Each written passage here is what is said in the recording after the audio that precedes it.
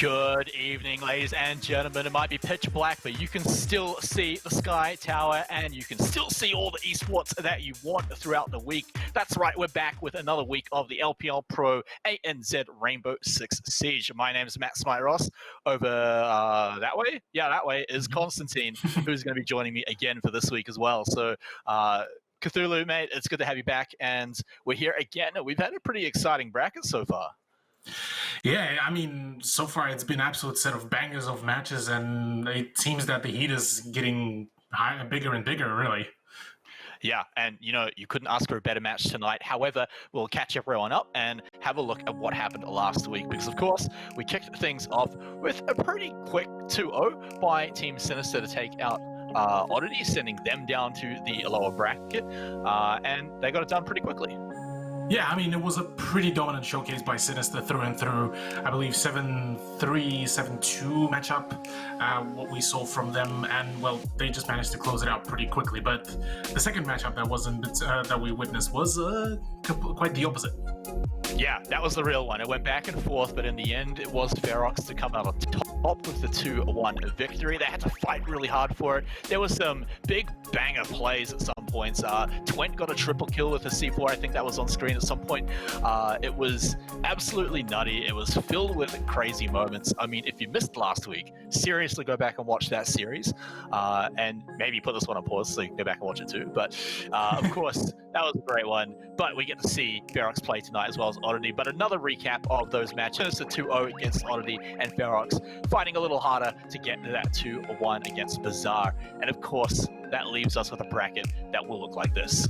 And that means that if you have a look at the winners bracket, you can see Team Sinister coasting their way all the way to the grand finals, whereas Oddity and Barracks have both dropped games and now have to fight for that last spot in the grand final.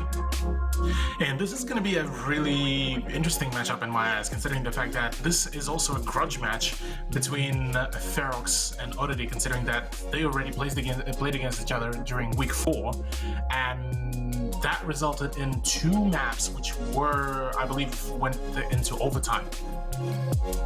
Yeah, so it was a 2-0 series last time they played. However, that does not tell the whole story at all. It was two overtimes, like you were saying. It was pretty close and doesn't tell the whole story at all. And so it really says that we're probably going to get the closest series we've probably had throughout the entire bracket, right? I mean, we're probably going to go to all 3 games, and even if we don't, the actual games are going to be pretty close probably, unless one team has turned up to a completely different level. Yeah, I mean, I'm expecting both of the teams really to perform here to their fullest potential here. Ferox so far has been making quite some big performances. They managed to shut down, like we just saw, Bazaar previously as well. They managed to take out PC419. So this has been pretty much their big revenge tour throughout the lower bracket. Yeah, and so of course we've got to get into it. Let's talk about the match, and you know, Ferox and Oddity. I mean, you say that both of these teams have fought their way to get here. Ferox has had some pretty good results. Let's not forget though that Oddity did come out on top, even if it was close last time these teams played. However, let's talk about how long ago that was, because if I bring it up, it was week 3, so that's 4 weeks since we've seen these teams play. So let's get a reminder of their rosters to see who is going to be playing tonight. So first up, we'll take a look at Team Barracks and their lineup. It's going to be Vladdy, Stick, Deptra, Oda, and Steffi. And Cthulhu, one thing I love about this team, is that every single player has had their time to pop off. Yeah, usually we have the rosters where we talk about, say, 2 to 3 maybe star players that would continuously pop off. But with Ferox, you would always end up seeing each and every one of those players have their highlight of the game, and they all phenomenal players. They have some fantastic chemistry within the roster. Yeah, and their opponents, though, Oddity, are going to be a pretty ferocious matchup. We've also seen a lot of these guys in previous weeks too, with great performances. Angmo, Mims, Nasty, Hills, Sogs, and, you know, Primal's there if we need him as a sub. And so for these guys, I mean, maybe not the same story where all of them are popping off, you know, kind of spread out through the league, but they do have their moments. Oh yeah, they certainly do have their moments. I mean, Angmo, Mims, Hills usually are the big people that proceed to show us some really good highlights and show us some good siege. But Nasty and Sogs do also have their own moments from here and there. So, I mean, overall, it's a really well constructed roster, and they've showcased us that they can make it this far so far, and with quite some confidence as well. Well, just like usual Cthulhu as well, we talk to the teams before the match to see how they're feeling. This is a pretty big match, so we definitely want to know what's going on in their minds. So first up, we talk to Ferox, and you know, this is the big one. It's bracket final before getting into that even bigger one, the grand final. And so really, because they've already played Oddity before, it's a rematch. What are they changing? Well, so far they've mainly just recognized the fact that they have made quite a fair bit of the mistakes during their previous matchup against this roster, and well, this is their opportunity to mend their performance, find those essentially loopholes and patch them. As well as that, just they want to prove that they deserve their spot. They are so far the one of the reigning champions within LPL series, and so this is their chance to essentially showcase that why are they the champions within here. Yeah, well, of course, we also did talk to Oddity, and we caught up to see how they were feeling before the match as well. So, similar question about the match being a rematch, how they're feeling about it, whether they're going to do anything different with their maps, maybe ban something else out. Just how are they going to make it to the grand finals? I mean, obviously for them, they mainly so far just recognizing that they had the potential to win the previous matchup, which was Sinister, and could have guaranteed themselves the grand finals. But here, really, they just want to close it out. This is they go into this very, very confidently, and actually, for that matter, both of those rosters say that. But with Oddity, they already trying to kind of look ahead into their matchup against Sinister as well, which is might be a little hint of maybe overconfidence, or maybe they just already saying kind of, hey, we Counter-Striked, we've done all the homework that we could. It's just a matter of time till we get to grand final. Yeah, I mean, they've spent the time coming up to this match and done all the preparation they can. All they can do is get in there and click heads. So it does make sense. But of course, they do have that one last step to do before they move on to the grand finals, before they can really truly think about Team Sinister. Yeah. But it is good to see that both teams kind of have their eyes on the prize ahead. They're both confident. And the only real shame about it is that only one team gets to go through. And so this series is just going to be intense from start to finish. And so with that said, we've got the maps picked and locked in now. So I want to take a look at them, Cthulhu, because coming in right now, we've got Clubhouse, Bank, and Villa. So kicking things off over on Clubhouse, which was picked by Oddity first. Mm-hmm. This actually reminds me, right, from the previous match where they played, right? It was the exact same maps, just in reverse order. So we had Villa first, Clubhouse last, but this time it's in reverse and Bank's in the middle. But last time on the matches, we never actually got the Clubhouse, so we're not really going to be able to say too much about that one. But Bank was an 8-6 win to Oddity, so that one went to overtime.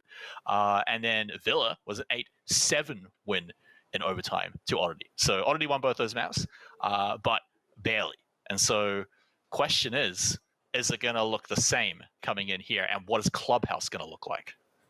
Look, I mean, with the Bank and Villa, I mean, both of those teams really were able to show that they're very viable on both of them. Ferox, like they stated before, they knew that they had the point advantages before when they first had the matchup against Oddity, but they weren't able to close it out. Whereas for Oddity, well, really, whenever they were winning those rounds, at least from my memory, they were making them look really, really confident. So here for Oddity, they just need to have that early pace dictatorship taken into their hands and pretty much proceed to win the rounds from there. For Ferox, for them, their main kind of objective here is if they get the points advantage, that's where they need to keep it and just lock it in.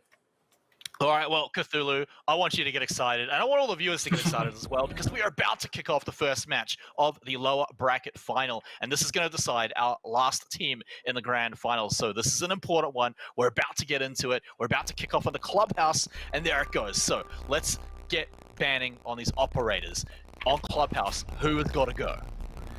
Well, we already see Thatcher already banned out, so that is a big one. So Thatcher is, as of recently, has been seeing more and more of the bans, especially on maps like Clubhouse, where he is extremely viable to take out not only, say, things like bandit batteries and the kite charges, you can also take out those Jaeger ADSs, the Womai's magnets, and stuff like that. So interesting. Probably the main interesting thing is the fact that Maverick managed to slip through, and all of those bans so far has been much more closer and more of a target bans rather.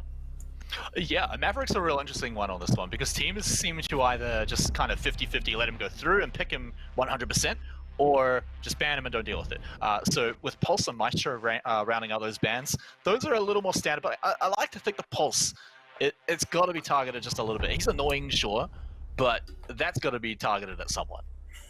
Yeah, that ensures that we will be seeing a whole lot less of that active info gathering from Pulse, as well as, well, Maestro won't be there to get any kind of bulletproof information about any of the pushes. But what is interesting is, one, on the attacking side, Maverick, straight away, Nasty already locks him in, so the Maverick trick will be very much big here. And the second of all is Mira, also, which will be 6-pick here by Stick. So excellent timing there, thank you, Stick, to talk about that, because Mira actually will shape the playstyle of this map quite substantially, considering that not only she provides you some safe space to keep an eye out and gather information on where the push is happening, she also has some real fantastic utility. I mean, her Vector, it's an absolute bullet hose, and she gets the C4s as well. I mean, it's just really, what else could you ask for, right? I mean, you've got everything you can need. You've got all the vision, you've got even the teammates, right? You've got all the protection you need to keep those mirrors safe in the camping spots as well. You can stick ADSs everywhere. You've got Goyo to slow them down. Tons of things they can do, just all off that mirror. And so a lot of power coming out from that operator, like you said. So now let's cast our eyes on what exactly is going on here, what they're doing in the defense. So let's talk about the sites they've chosen to start off with, and how they're choosing to reinforce it. Well, really for Ferox, it looks like, well, they already picked the Church and Arsenal room, and that is one of the more usual sites to pick as a first one, considering it's really defender-sided. You can play really heavy turtle strats, and if you manage to, say, kite trick some of those hatches, it's pretty much free real estate. But the main kind of point of interest for me here is the way where the mirror windows are going to be positioned, and the fact that Oda used his Vulcan shields to close out and get some more avenue for defenders to hold in the blue tunnel by putting those Goyo shields at the both entrances into the blue tunnel. So the moment the push will be happening, either the attackers will need to pop it and utilize some of the utility to get rid of it, or the defenders will have to pop it and deny some even more time and area for the attackers to push. So one way or another, this is still going to be draining a ton of time for the attack. Yeah, and he's got 3 of those, by the way. So, yes. You know, unless they just get kind of left off to the side and sort of forgotten, they can buy a lot of time. But they will need to buy a lot of time, because they don't have something like a smoke. So Oda will be the guy who's kind of, in that final minute, going to be very important if he's still alive. Speaking of minutes as well, though, it's taken more than a minute to have Oddity choose to go in a different way. Luckily, Maverick's nice and quiet. See if he can breach in down from all over. There's our first kill of the night, actually. It's going to be over onto Vladdy, just picking off Nasty right at the start, and completely for free.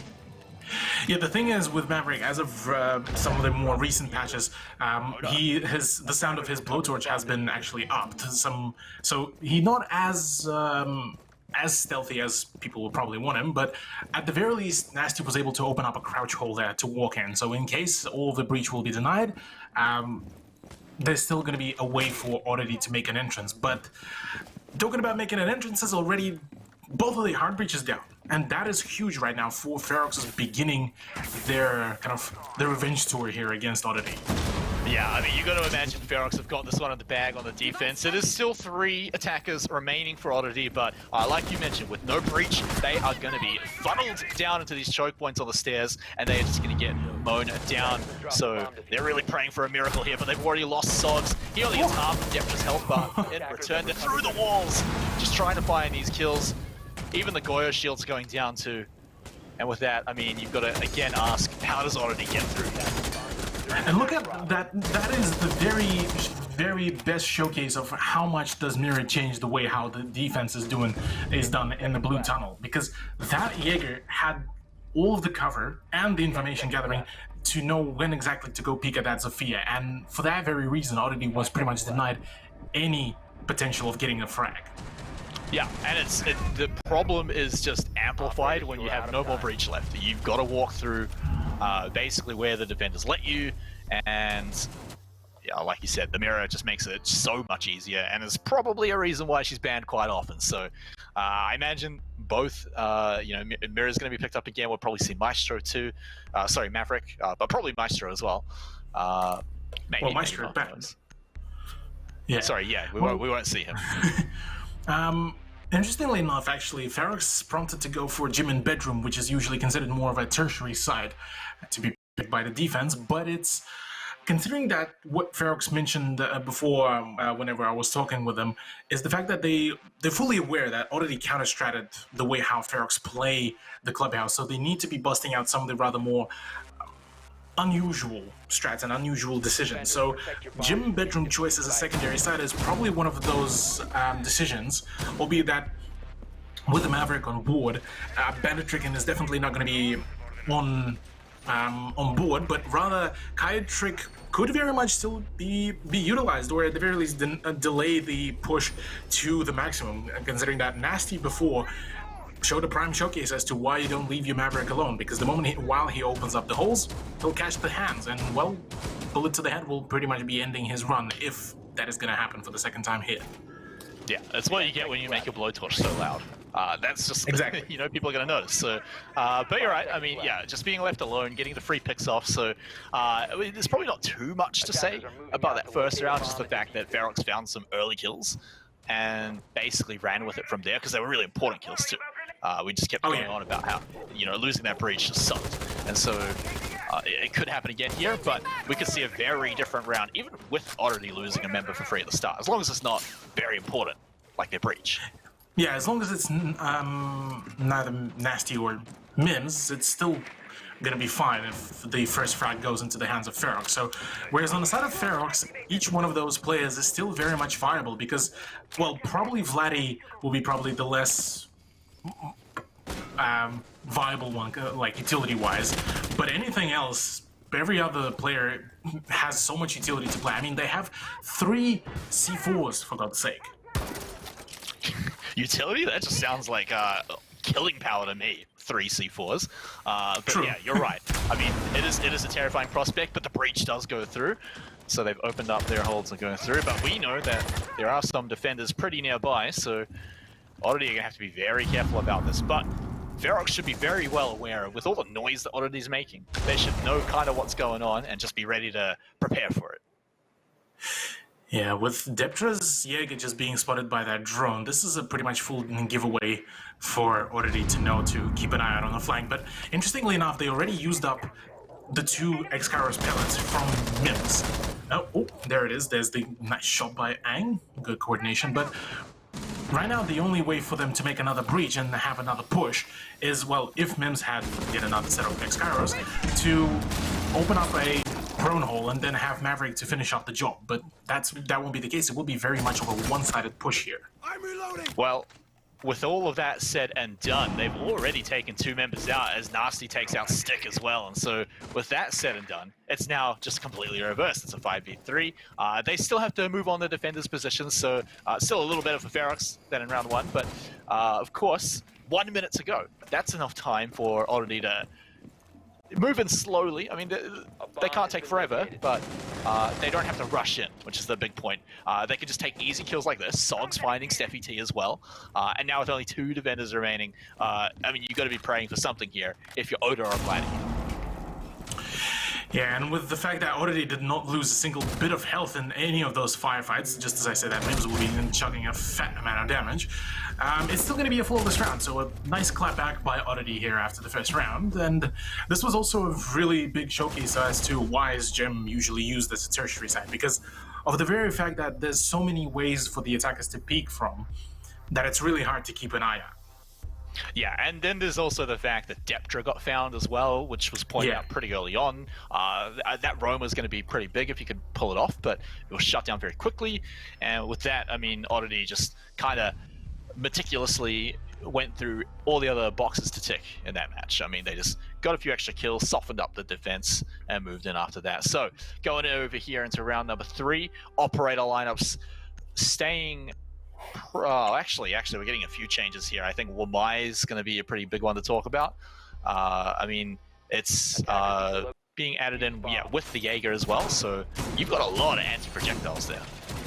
Yeah, I mean, with the current meta as it is, Wamai and Jaeger is probably going to become the second most hated combination next to Mutant Mozzie, considering that in the current meta, it is as of recently been referred to as a 20-second meta, because you waste almost 90% of the round on clearing out all of this utility, all of the projectile denial, all of the grenade denial, and only in the last 20 seconds you're going for that push. And while it wasn't as prevalent here in ANZ, it has been becoming more and more prevalent globally, so I wouldn't be surprised if we will be seeing some of the prime examples here in this very matchup between Ferox and Oddity soon as well. So here we are with more bomb sites a little higher up, and so we've got to ask another question here: is this one going to suffer the same weaknesses that we saw on the last site, where they got surrounded way too easily? I mean, that depends on whether the roam will be successful here by Ferox, considering that last time it was off a really good droning by the attack, and if it can be repeated the same way, then, well, this will be quite an easy dub to take for Oddity. But if Ferox do manage to deny this Maverick, they need to do it right this very instance, but it doesn't look like this will be the case as well. There's the one of the soft walls now ready to be opened.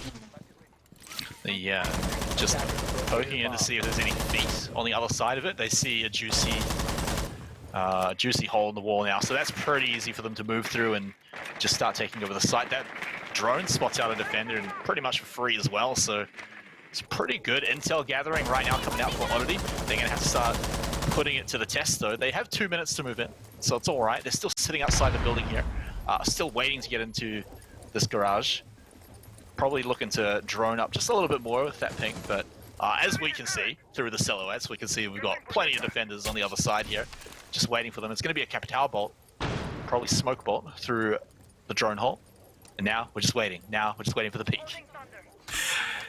Yeah, Oddity is now being extremely patient right now with all their peaks, because they know that pretty much where all the angles are can get covered here by themselves, and well, for Ferox right now, they need to be very cautious when they go in for the push, because with Hills finding the shot onto Vladdy, that isn't yet another opening kills, and that is the cutout on between the 2 rotations. Oh, and Steffi, he gets the C4 onto Nasty, and Nasty was just planting before. He went for the bait, but he got killed anyway, and so now with that, we're 1 apiece. And Oddity, they've got a minute to clean things up and get the diffuser down, but as we can see, Oda started to move on to point, and he's going to get ripped down, but Stick will get one back for him as well. So it is still an advantage over here for Barracks. 45 seconds left, getting closer and closer to that 20 seconds. And so Oddity taking a moment to breathe, taking a moment to think, but look at the health bars. And it's more than double for Ferox, with an extra person as well. And so with that, okay, that's a good shot. That's a good way to start things off for Oddity, but he lost a lot of, Hills actually lost a lot of health over on the other side. Did he get the diffuser? It looks like he did. No. So he's just looking for someone. Yeah, diffuser is on Sog, Yeah. the main thing is the fact that the win by Deptra here on the 1v1 from the vertical has been very much successful, but right now between him and Sogs, he has the health advantage. A single pre-fire will be pretty much ending Zephyr's life, and right now Sogs is doing a really good idea as to just fall back to the construction and have a really safe angle, but Deptra is very much knowledgeable about that and needs to find that frag on the double if he wants to be successful. There's actually an attempt at counter-diffusing, and I don't think... Ooh, Sogs actually did fall in for the bait. There's the bait. There's the nice pre-fire, and well, Deptra will be able to clutch this out, so nicely done. Yeah, you can see Deptra, he was, I'm not sure if it was panic or if he was just very, very meticulously looking at every pixel in the room, but he was looking all over the place. He was, but he had a plan, go for the bait, go and get the shot, and easily take out the rounder there. So at the end of the day, it doesn't matter how, panicky he kind of looked, because he proved he was very cool, calm, collected, and easily able to execute that plan. So with that, they take the next round, and it all came down to that 1v1. Maybe it's just Adderall kicking in at just the worst time. You never know. No. It's when you accidentally hit that button on your mouse and your DPI just goes nuts. It's always in a different place on people's mouses, but I've had mice in the past where you can bump it against your keyboard and accidentally send your DPI skyrocket. Now mine's at the bottom of the mouse, so thankfully I never actually had to experience that. But I know it's been a recurring thing for a fair few players. But to return back to the game at hand, we're back to a church. And previously, Church was really, really well defended here by Ferox with the usage of that very mirror that Stick has been running already. Yeah, they were happy with how the composition went last time, so they're happy to throw it in again. Like you said, it worked out pretty well. They did rely on some pretty early frags to just coast through the later stages of the round, but that said, I mean, getting frags is still part of the round, so if they can find a way to find those early frags, then sure, but again, it's still, we've got to wait, see if they can get those frags, and if they don't, and already go into an even fight near the end, then we might have a game on our hands, or a round on our hands. And that's a very valid point, yeah, with the fact that already were a little bit too hasty probably on their pushes, as at least with sending Nasty on the hard breach into the escape tunnel. Didn't really work out for them before, but maybe this time they might just do it slightly faster, so that way they will be fully aware as to where the places are going to be happening. Deptra once again will be found on that roam and with some really good drone work. Yeah, and this is exactly what Oddity wanted in round one. They get the kill onto Deptra first. Probably one of the more important members to get out. That roaming is now not going to be as big a deal. You still have to deal with the hunkered down defense that Vera and Goyo are going to allow, but now you get to do it with a one-man advantage. Exactly, but there's also the plentiful amount of utility. I mean, there's still all three Jaeger ADSs. You'll still need to burn through that. You still need to get rid of the Goyo shields, and for that matter, the Kaid Electroclaws as well, considering that you don't really have, well, any shape or form of the electrification denial. There we go, sorry. So what I'm trying to say is Thatcher was banned. Yes, the Thatcher is banned and they don't have either Twitch nor IQ. Yeah, okay. Well, halfway through the match, and Thatcher or no Thatcher, electrical denying or not, they still have to make it down there. This time, though, they do get that breach. They have so many more options to approach these sites. It could be a completely different round here, especially with that man advantage. But with the time getting closer to zero, we are going to get to see them move in pretty soon. Like you said, they're going to just run down those ADS. And get rid of those Vulcan shields, just clear them out, maybe deal with the pests at some point as well, and eventually you're going to get through, although, what's better than clearing a trap? Clearing a person. And clearing out a person is definitely quite huge here, but so far it's been really, really one-sided from Oddity, and if Ferox can read in early as to where the push is going to happen, this is where they might have a whole lot of success. Steffi does actually manage to find a good shot there, as he will be pretty much distracted there by the air jab, and, well, Nasty to find the shot onto Vladdy. Things are not looking all swell here for Ferox whatsoever. Oh, could definitely look cleaner, but they've only got 30 seconds to go. 2 members make that 1 member as Oda gets down but not out. Steffi T, the final member, standing now, and he's got to take on 4 members of Oddity. What can he get done? There we go, the final bullet into Oda will clean him up. And now, around the corner, you can't pick like that when you've got 4 opponents. Oddity win the round.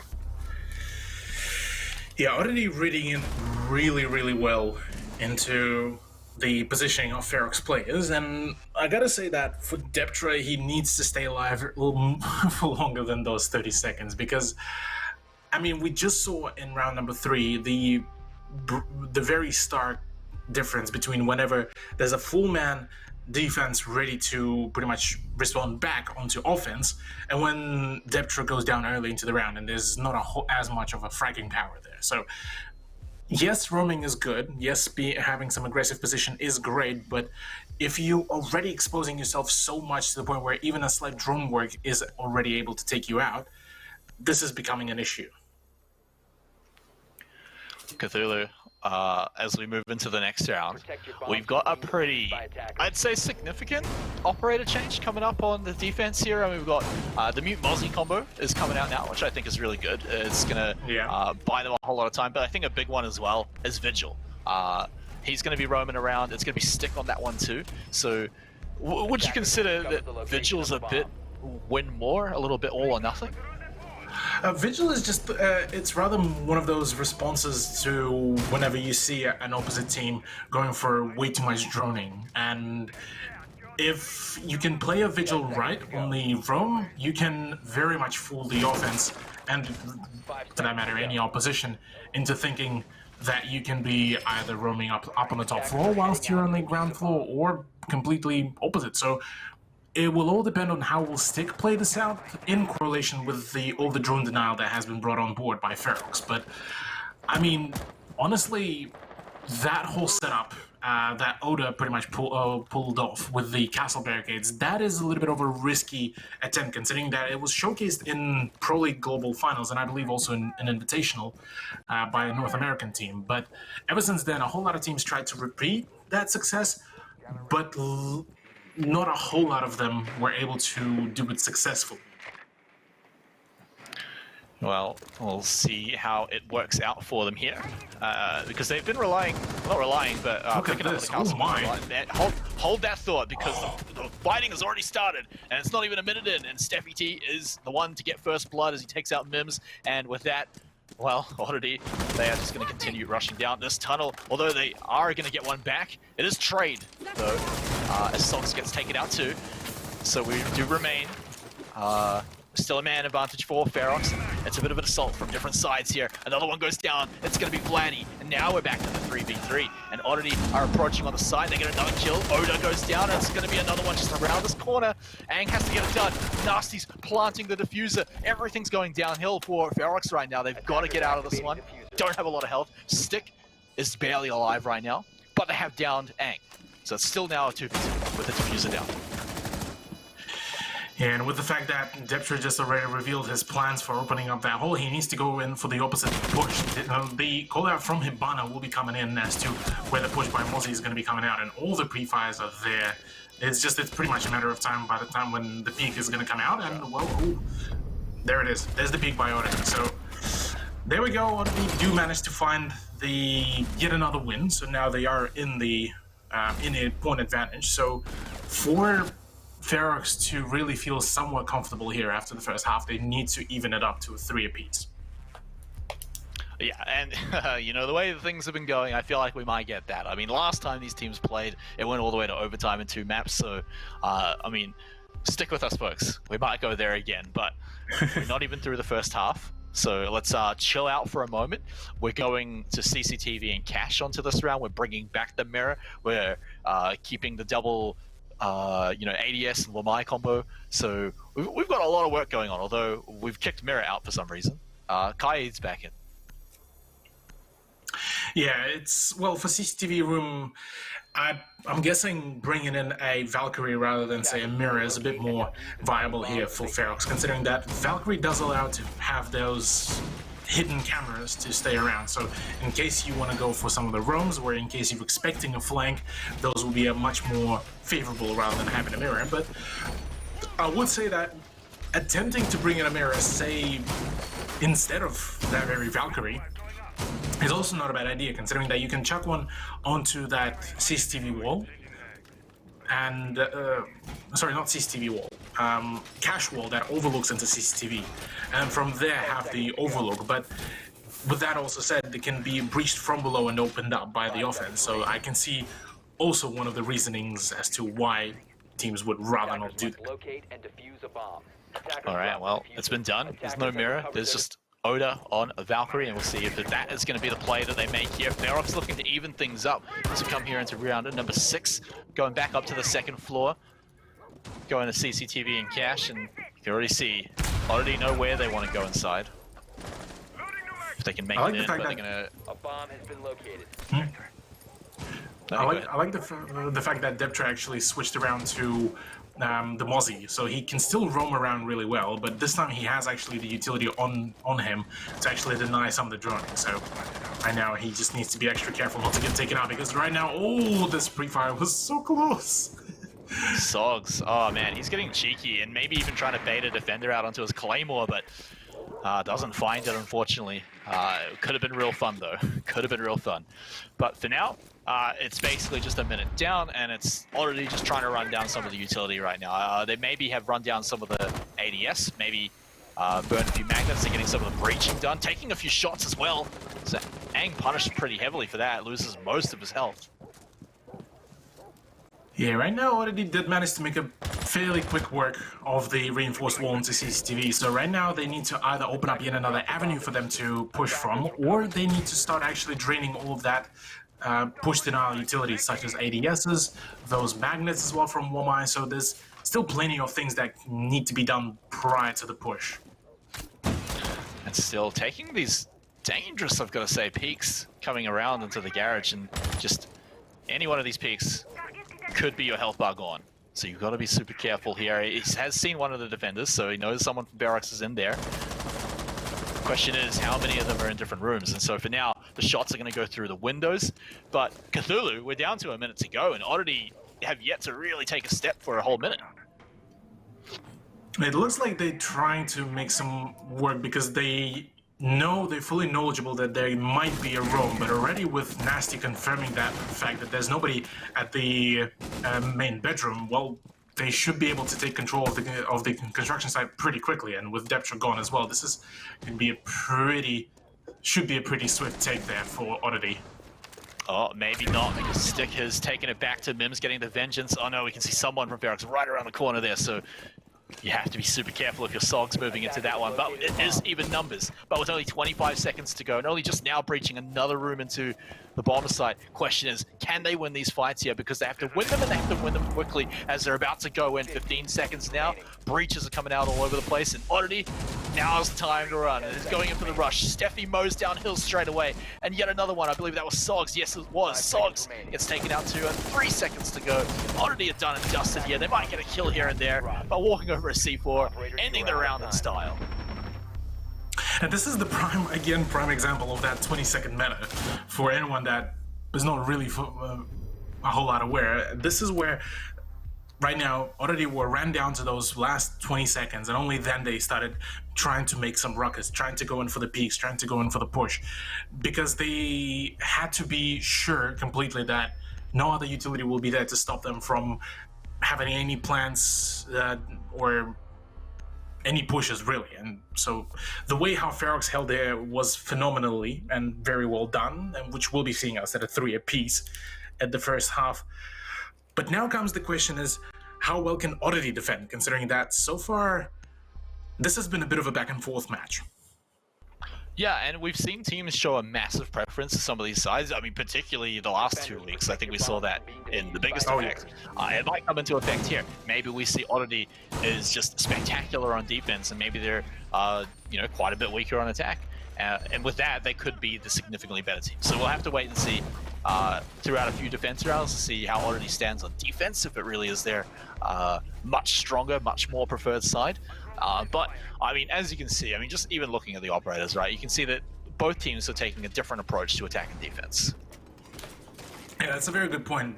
Instead of bringing in Mira and having some rather more unconventional decisions as to how to hold, Oddity are approaching this slightly more conventional, rather than Ferox. They bring in a bandit to basically deny the breach onto the wall into the church.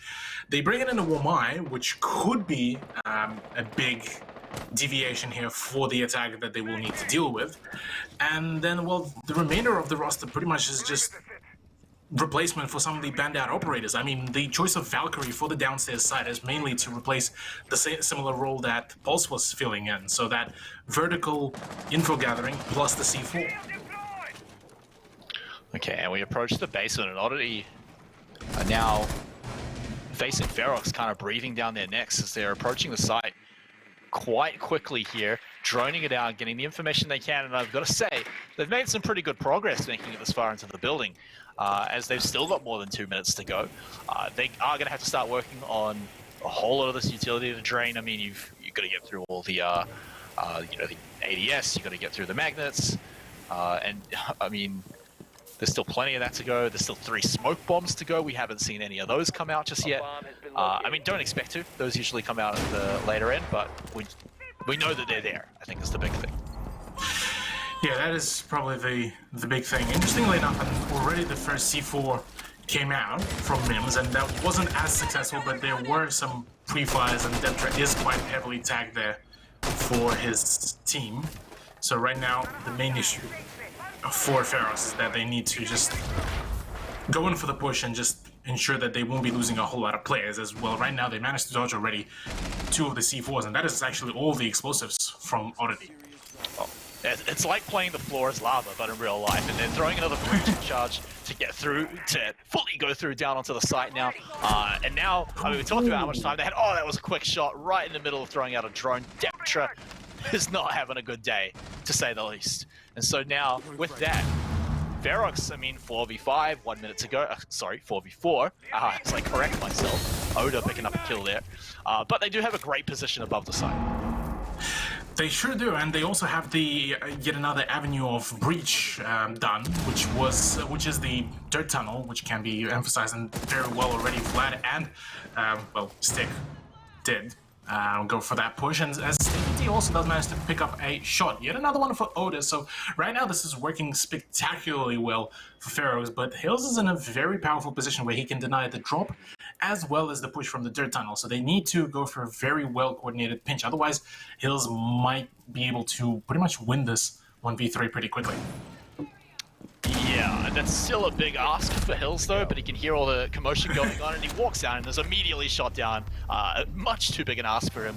Pretty much impossible to ask for someone at that point. So, I mean, with that, it's looking pretty good for them. So, moving into it, round 8 now, we finally get to see what Oddity look like on defense. And you know what it looks like? It looks like Deptra dies at the start of the round, but Ferox will anyway. Yeah, but the thing is, though, the way how Deptra ended up dying, he was the IQ, so he already did his utility job. So he managed to deny and bait out those 2 C4s, 1. 2, he was able to get rid of the Valkyrie cameras, at least partially. And he was able to, I believe, find a few more of other utility that was positioned by Oddity, including, I believe, the magnet. So overall, he did his job. Yes, he didn't do well frag-wise, but his team thankfully was able to perform that. So overall, his impact of him dying early into the round on offense rather than on defense has been very much different. Okay, well, he may live further than the first death in this round for now, and yeah, the question is going to be again: will he get his job done? Will he get all of the electronics sorted out and dance around all the C4 again, like we saw before? Yeah, you're right. I mean, he was instrumental in taking the higher ground above the bomb site too.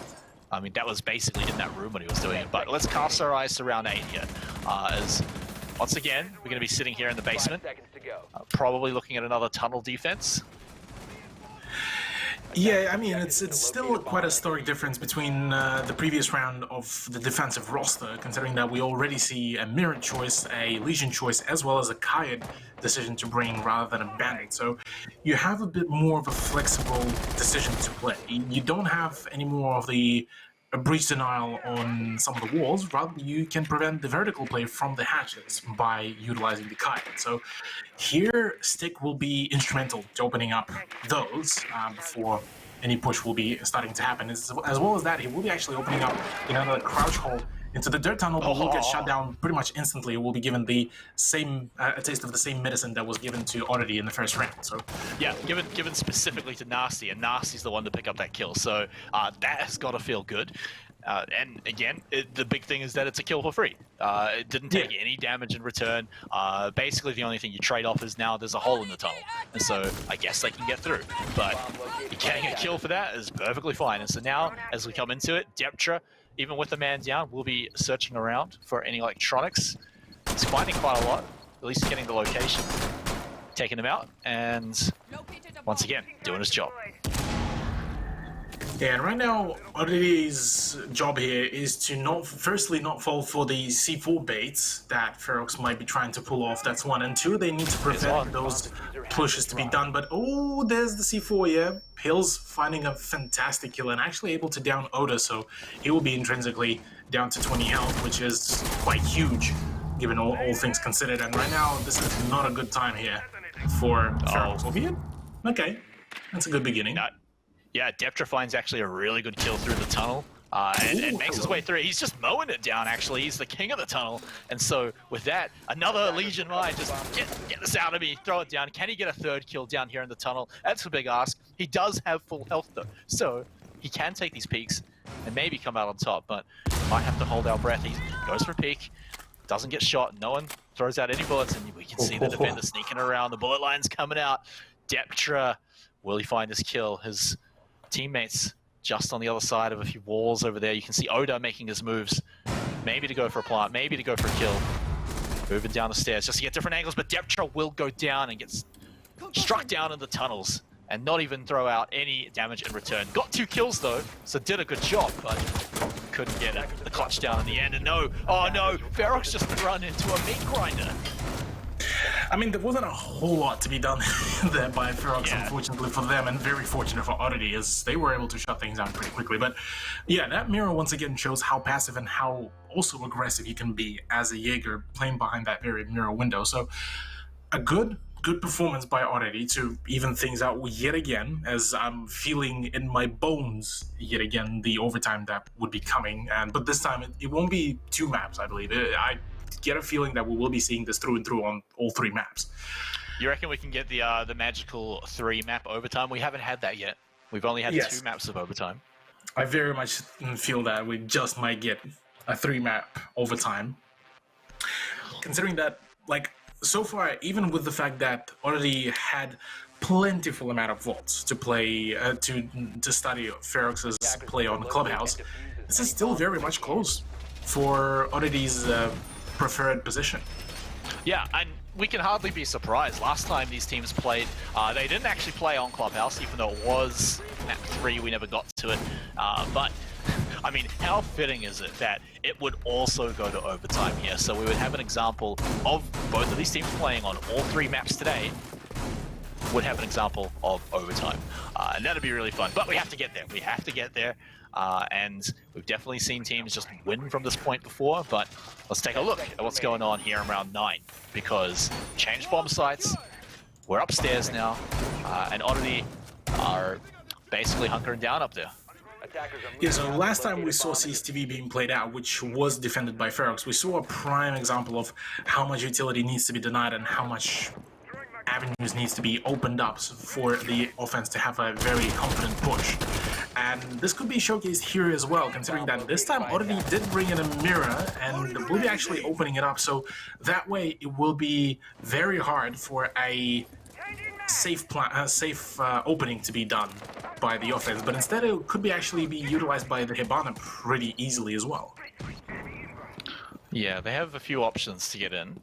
Of course, Oddity have made it pretty difficult for them throughout this. We've seen peaks just get killed. We've seen so many poor Mavericks just get slaughtered when they're left alone. So it can definitely go either way. It's certainly not over until there's a big fat hole in the wall and people are through it. So we're gonna wait until that actually happens. And we've already drained down now a minute. Nasty's lost a good chunk of his health bar as well, but so is Deptra. In fact, Deptra's lucky to be alive. I just witnessed like a fat chunk of health drop from Deptra's health bar, and that is, yeah, he is very much lucky to be alive right now, because I believe that was it one of the C4s? No, it wasn't. It wasn't even one of the C4s. It was literally just a part of the gunfight. Well, I mean, that's the difference, is you get a player alive rather than having a player dead right now. So you'll take it. You'll take it for sure. It's still IQ. You can still scout out all the electronics going in. Just keep him back. Make sure he doesn't get a stray bullet. And shouldn't be too bad. Just keep an eye out for those roams. Now, another kill does go down. Unfortunately, all that was said for not too much, because Deptra does get taken out pretty quickly by Ang. Roaming around on that Jaeger, finding Deptra, taking him out pretty easily. Yeah, vertical roam here is going to be huge for the defense to pull off really well, considering that Jaeger is going to be a massive thorn in the side of the offense, and they need to deal with him quite quickly. And Oddity on their offense has showcased that very well. The moment they were able to take out Deptra, there was no roam. They had probably one of the more confident plays that could have been done there. And here come the smokes to buy out that time. They can buy a little bit more with one more, but Oda, you're not allowed to do that. Well, he just very much did that, and well, that is a really nice pick-off, considering that is, like you mentioned before, there was still one more smoke to be utilized here, and right now they need to make sure that control on the brown stairs has been completely cleared out, as well as that the position at rafters is they were not able to contest that in any shape or form. And right now the push is actually happening. There's the full flurry of kills. Steffi actually finding a double kill, but right now the plan needs to be denied here by Oddity if they want to play it out. There's a peek by Mira, but the diffuser is planted successfully with, oh my, a nice double kill in response here as well by Oddity, as now it is all up to Oda. Yeah, Oda's going to hang out on the outside, wait for them to come in and try and be annoying and ruin this diffuser as he goes in. He's looking for one defender, but that diffuser, it was just a bait. It's not actually happening, but with that, Oda goes down, and Hills or Mims will go in and clear things up to win the round for Oddity. Yeah, Oddity managing to really turn things around back into their favor at the end of the round. Definitely worked out really well. Big props though to Hills, as he was the one to grab those 2 frags from the red stairs, where his position was really strong, albeit that it wasn't as well fortified. It was literally just a few metal bars plus a barbed wire, but that was just enough to force the attack to not even try to go for a contestation on those stairs. Well, another really sick thing was Oda getting that kill onto, I think it was Nasty on Smoke. It was, he still had 1 smoke grenade left, so that could have been another 20-ish seconds that the attackers couldn't go in, Ferox, and you know, it was cutting it to the wire anyway. So for Ferox to even make it that close, it came down to Oda getting that kill. And so gotta watch out for those things as you move in later on. I mean, you gotta keep your smoke alive.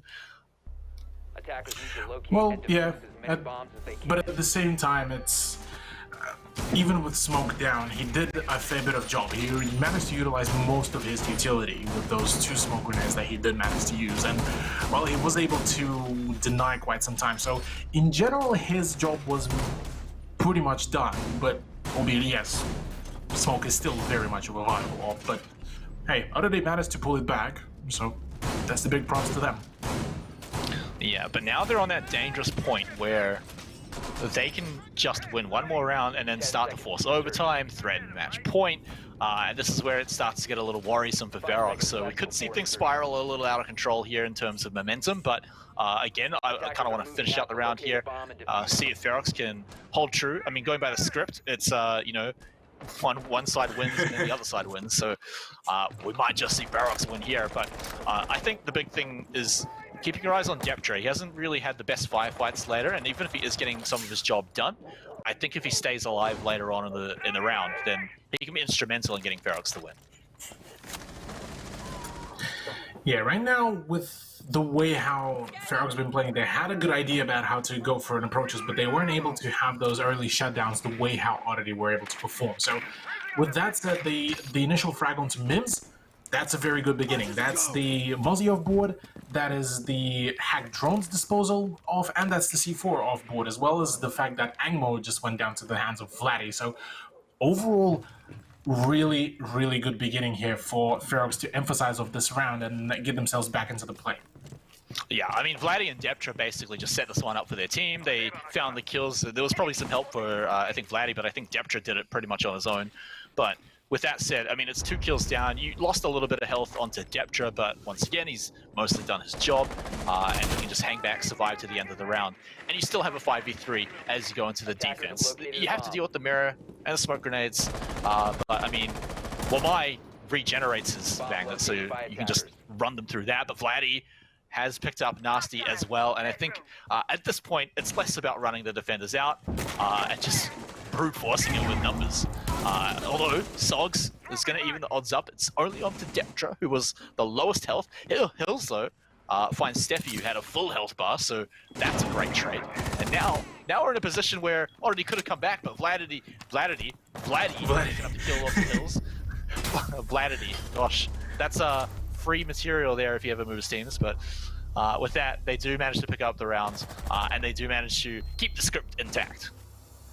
Yeah, so 5 apiece so far. That was really well coordinated by Ferox, by the way. They had some really good drone work and just managed to overall just catch each one of the Oddity players off guard into those really comfortable 1v1s in Ferox's favor. So, good beginning for a potential push for them to take the rounds and the potential win in this map. But if they do, this will actually be quite huge, considering that this is Oddity's pick, and this is also one of the more played maps that was used by Ferox. So if they manage to take this could be quite big. But same goes for Oddity. If they win this out straight away, no overtime, it will show that their homework didn't go in vain. Well, Cthulhu, we still have at least 2 more rounds to go through. Yeah. No matter what. Whether we're getting overtime, whether we're getting a 7-5, we still have to go through 2 more rounds, at least. And so, these next 2 rounds are going to be instrumental and incredibly tense for both teams coming into this one, just to take the first game in the best-of-3 series as well. So, we all know how important momentum can be. It didn't affect them in the last series that these 2 teams played against each other, but we've seen it a lot in other best-of-3s. Close game 1, and then whoever loses gets crushed in game 2. So it could be very important to win game 1 here. I don't think we will be seeing that kind of a shutout here between those 2 teams, because both of them showcased us that they are able to stick through quite a fair bit of time. So I don't think fatigue will be coming into play up until, like, say, I don't know, second half of map number 3, should we go to that. But I do want to say that Church and Arsenal push is going to be very much in favor of Oddity, albeit that we just witnessed a change around of the player from Maverick to a Thermite, and right now this could be actually one of the bigger brain plays. Yeah, keen to see how it works along with the Hibana. Obviously it's much louder, but it does make bigger holes, it's much quicker, you can time it later, so it's a little bit safer overall if you can get there to make the breach, but we'll see how it goes for them. They have taken a little bit of time, but still have 2 minutes to go. Already have picked a comp which is just happy to sit back and maybe roam a little later on with the Jaeger, but you know, you've got Mirror, you've got a bunch of C4s, you've got Smoke. I mean, just sit back and let Ferox walk into the meat grinder and take your 6th round if you can.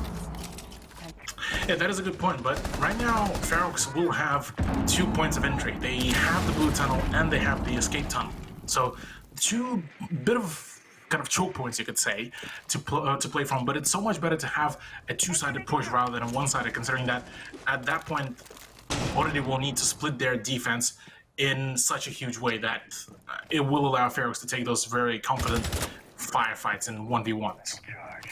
Yeah, and Oddity still have quite a lot of tools left to go. They've got all their C4s, they've got a bunch of impacts, they've got, you know, 3 gas bombs. They've got everything, and there's only a minute to go now for Barracks to make their final push, so they might be making that 2-pronged attack. but they'll have to see if it goes well for them. Oda going to come down and join the party soon as well, but and right at the choke point, right at the door, Hills finds the C4 kill on the Vladdy, shuts him down. That's the Hibana gone, that's your range breach gone. Now your IQ is gone as well. 3 people left. And against all the gas bombs, you throw one out to buy a little bit of time. I feel like Oddity are in a great spot. Oddity are in a fantastic spot. They also still have one more C4 as well, and all of those places. Look at this, 3 people that are at that very same position right now. And this is don't stand at the first spot. Don't go peeking there. Oda does manage to punish Mims, so it's still, well, he managed to get some solace from that, but right now with Sogs already having some good positioning, and I'm already going to flank. He died at the same spot, yeah. Stick will be dying here, and that is pretty much at this point can be called the stairway of death, because that is where the 5-stack of Ferox just wiped at a moment's notice. And that, ladies and gentlemen, I know I make a joke about this every week, but that, ladies and gentlemen, is how you do not socially isolate. You do not stick 5 members in the same spot, because you end up just falling over and dying or losing the round. And so with that, Oddity move on to match point. And this one, it's still coming down to the wire. Each round just feels like it can go either way, but Ferox are just, they've got to find these frags, man, at the start, because they're kind of walking into some of them. They're also running out of time a lot, but to be fair, Oddity are building comps that make that happen.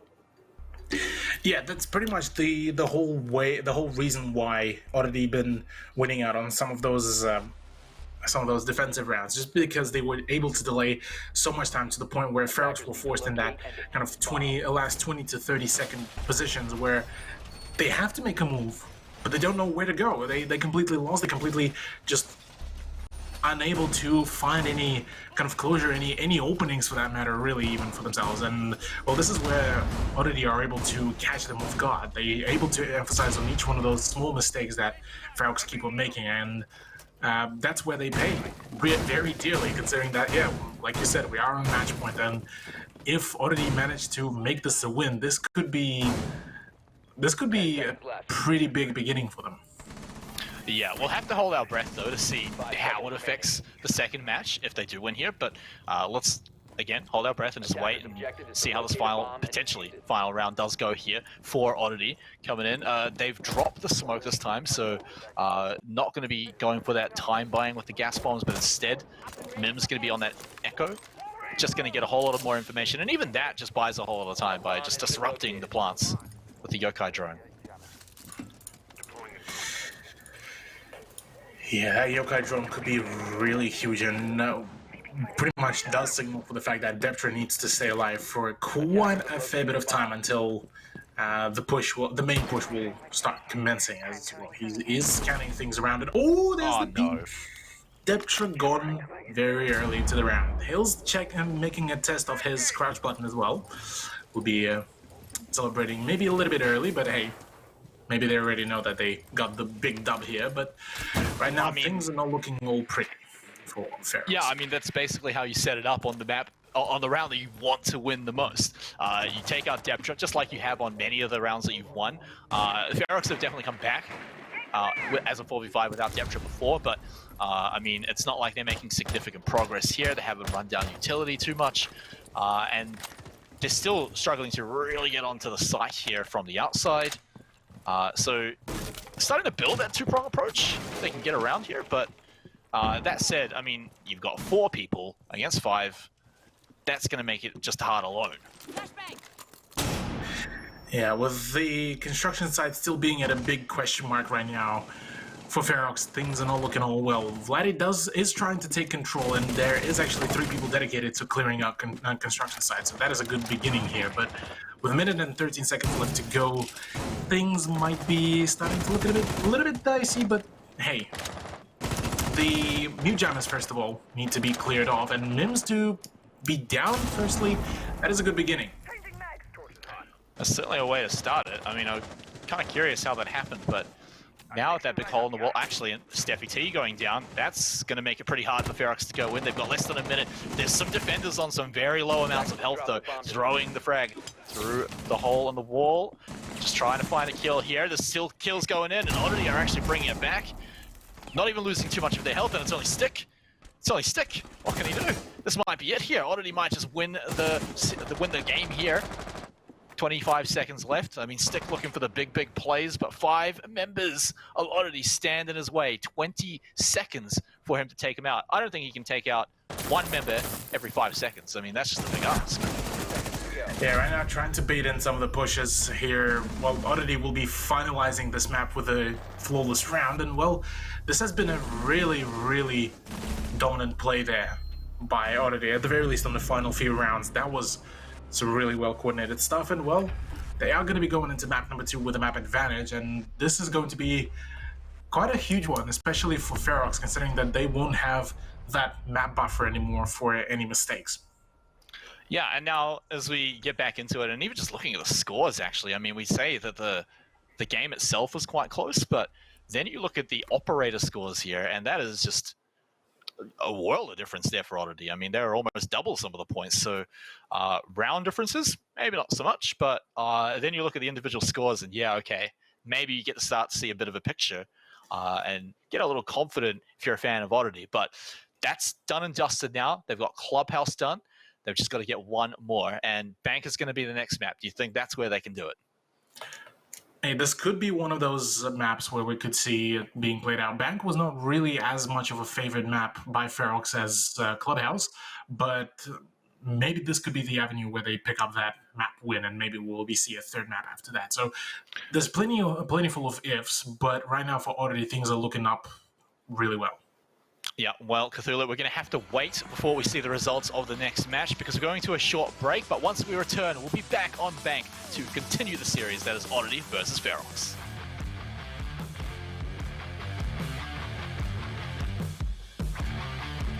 And we return. We've still got at least 1 more map to go through, maybe 2 if we're lucky during this series. Ferox versus Oddity. Oddity have taken map number 1 on Clubhouse, and it was a tight one. It came down not quite to overtime, but we almost made it there. Yeah, I mean, 7-5 is still a very prominent scoreline in favor of Oddity, and it definitely showed that Ferox were missing out on a fair few plays. They were able to emphasize of some of small mistakes that Oddity didn't make, but Oddity made sure that they didn't make a whole lot of mistakes in the first place. And, well, yeah, like I said, 7-5 scoreline on Clubhouse on their map pick is a good beginning for them. But they still need to go through 1 more map. Yeah, and that map is going to be Bank. So last time we had these guys playing, they played on Bank on the 2nd map. It was just after an overtime. They got into another overtime again when they played on Bank last time. So that score was 8-6, and that was Oddity that won that one. So it was still very close, and it could have gone either way. But that said, that's what map 1 looked like. And we may be looking at a repeat here if we get the same Oddity that came out of map 1. Yeah, I mean, they could be running right now on a pretty big hype wave, considering that they've just managed to get themselves oh so close to getting themselves to a grand final, which is going to be quite huge, firstly. And secondly, I mean, Bank right now, for Ferox, they need to get back into their spirit, because if they are on even a slight bit of tilt here, it could go really very much down south for them score-wise. And yeah, they just need to get back into their play, because they've managed to show us some really close matchups. They were able to find some really quick closures as well, but Clubhouse was not one of them. It does feel like whenever Ferox make a mistake, it gets punished way harder than when Oddity make a mistake. And I mean, would you say that's probably the biggest factor going up into what we saw in game number 1, the biggest reason that Oddity could take the win just barely at the end there?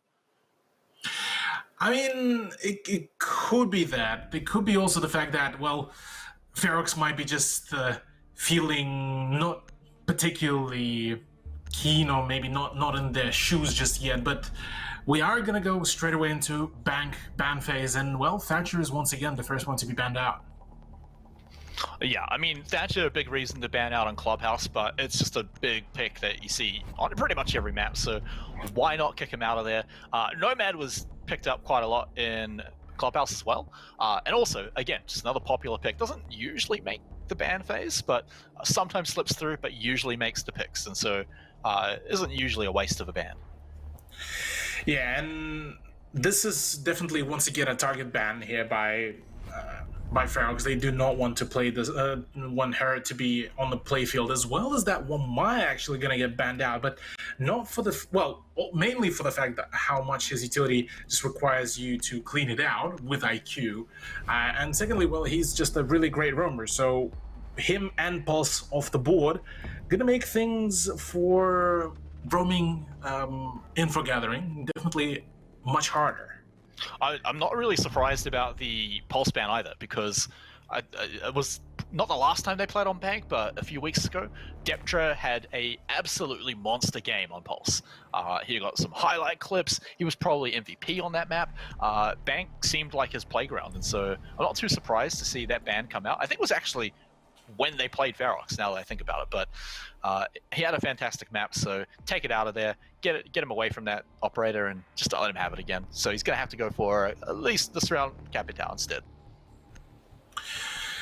What is also interesting to me here is the fact that Mims brought in, instead of a Mozzie, he brought in a Castle, two very different roles.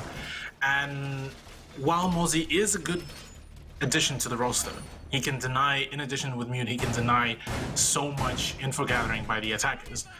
Bringing in a Castle will be pretty much ensuring that Ferox will need to drain a ton of utility. And, well, at the moment they have the perfect person for that, Oda, on the Sledgehammer, but that Sledgehammer needs to be very much up close and personal with whatever it needs to destroy. So they will need to make sure that they will safeguard this very person very carefully, as well as that they need to make sure that Stick doesn't go down very early. And, well, because this has been so far their reoccurring mistake through and through during Coastline. That's not Coastline, right. Clubhouse. Let's talk about these sites here though, just before we get into the proper action phase here. So coming into it, will Ferox have quite a lot of angles to come around? How many breaching opportunities are they really going to have on these sites? Well, mainly the main one that they want to ensure that they have is the east wall of the CEO office, because this is the main place where the pushes usually come through, and this is the main place where the plants do go down. So right now they need to make sure that they take control of the eastern, sorry, the northeastern skylight. There we go. Sorry. As well as that, the stock room, and get those breaches done, and ensure that nobody from that closet will be running out, like Angmo, who's currently playing as Jaeger. So a fair few steps need to be performed before they will be comfortable to go in for the push. But yeah, the east wall is the first priority here. Okay, now Ferox, they're setting up for it.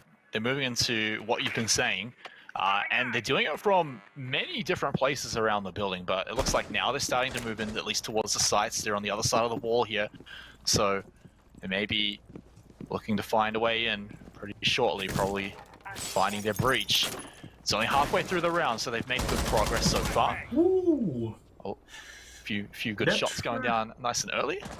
Yeah, a bit of damage there done by Sogs, which is a good beginning considering that this is the Valkyrie. Ooh, Mim's getting a little bit too cheeky. He tries to move over to that breached wall so he can impact deny the push, but right now does manage to actually run away with it, and the breach will be quite successful, as well as that Deptra once again does manage to find an opening onto Angmo. So already a very good beginning here, but that mute jammer is going to be a pain in the backside of the attack. But at the very least, you've got to imagine though, with Ang going down, they can start looking at moving in pretty quickly. I mean, they've got the breaches down, and we saw a second thermite charge going up. You can imagine that one got through too. There's big holes in the walls, so all the angles are there now for Ferox. They're just going to poke their heads in. They see all of the electronics as well, so now all that's left to do is find those defenders, and they find Hills. Oda will take his head off, and so now 3 defenders remain, and Oddity are in a tight spot here to make it out of here, but Nasty is trying to even it up, and they do it even better. They take down another one, and so now it's down to a 2v3. Make that a 1v3, actually. Mims has been down. Now 20 seconds to go, and Nasty won't be able to get it done, and Ferox take out round 1. So once again, a good beginning for Ferox. This time they were on offense and were able to deconstruct the defense of Oddity very, very well. But now they need to stick with that pace, considering that before they started the Clubhouse with a similar idea. They had a really well executed round. They had a really well executed offense, but after that, it pretty much resulted back into the trades of the rounds. And well, for Clubhouse being their own map pick, they need to ensure that they make each and every round count here, because they want here, probably the best case scenario will be a 4-2 scoreline for them to feel really, really safe for Ferox. Actually, matter of fact, three apiece draw isn't going to be a bad idea as well, considering that this is a defender-sided map. Well, we are early days here in map 2 on Bank. We're only one round deep, and Ferox made that one look clean, but we've seen what, at least on Clubhouse, what it looks like when it's not quite as clean as possible, you know? They didn't get the Ajax spray and wipe and get 100% of the germs. You know, there was still a few little things here and there, and Oddity are great at picking those apart. We saw it time and time again over on Clubhouse, so keep your eyes on Ferox. I mean, you can't just see what happened in round 1 and say, oh yeah, cool, that's just going to happen again and again and again. Maybe it will, but Oddity, just wait for Ferox to crack. Oddity will find it, and they'll punish it. My main kind of sight right now is being set here on Angmo and Hills.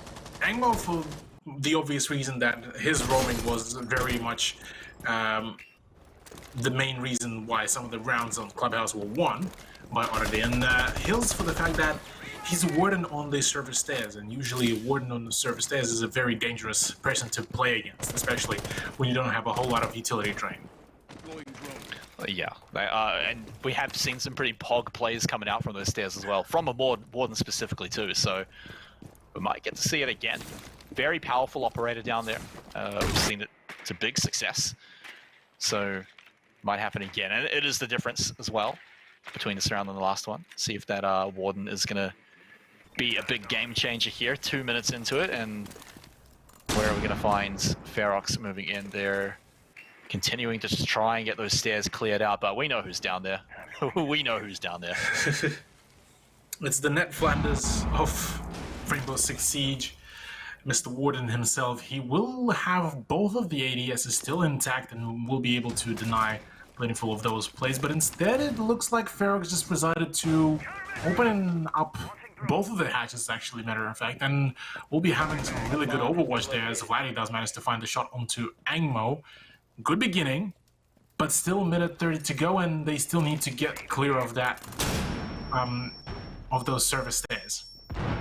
Oh, so they force Hills down the stairs, and basically he just drains out. Oh no, he pokes out, gets 1, doesn't get 2, but that's good enough for him. And so he'll be okay with that one. It's going to be Jeptra to pick it up in return, but they used a lot of projectiles to take him out of there. And that is the beauty of hold at the service stairs, because it takes so much utility out of the offense to even clear out. And with the very well cleared out defense, it's even better. So right now, Steffi will be trying to, I believe, well, he tried to open up maybe another hole in the hatch, but right now it's Thermite's job here, and those frag grenades are going to come in really handy, but the ADS will be eating them up. And I believe there's one more still on him, so he still might be able to dish some damage out for anyone who's sitting behind that reinforced wall, but right now that plan needs to go down. Yeah, and well, he better hope that ADS eats up grenade, because it would have killed him, but the plant is going down. Vladdy getting that one done. His teammates covering his backside, making sure that he can't get taken down, but not only covering Oda's backside as he gets taken down as well. Sogs will be knocked to the floor. And now with Mims on almost no health, you've got to imagine Nasty is going to get the bulk of the work done here. 33 seconds. He does have the gas grenade and does throw it out, so might have time to find the diffuser, see if he can get it done, but now they're moving upstairs, and Jeptra's going to be the one to move in, take down Mims, take down the defenders, and now it's all up to Nasty and Sogs. Sogs gets a double kill, finding Steffi, but 13 seconds, they've got to find this diffuser, they've got to look around, they found it, they've got to go down and start diffusing it any second now. They've taken out Nasty, he's the only one left, he doesn't have enough time, and he will fall down, and Ferox will take out yet another round. That was still, even though it did come down to a 1v1 position, the team of Ferox did manage to play it out really well. They managed to get that plan down no matter what. That was a bit of a ballsy push there by Oda, who did end up going down to, I believe, a pre-fire and a smoke grenade. But nonetheless, it was very well done, and this is a very good beginning here for Ferox.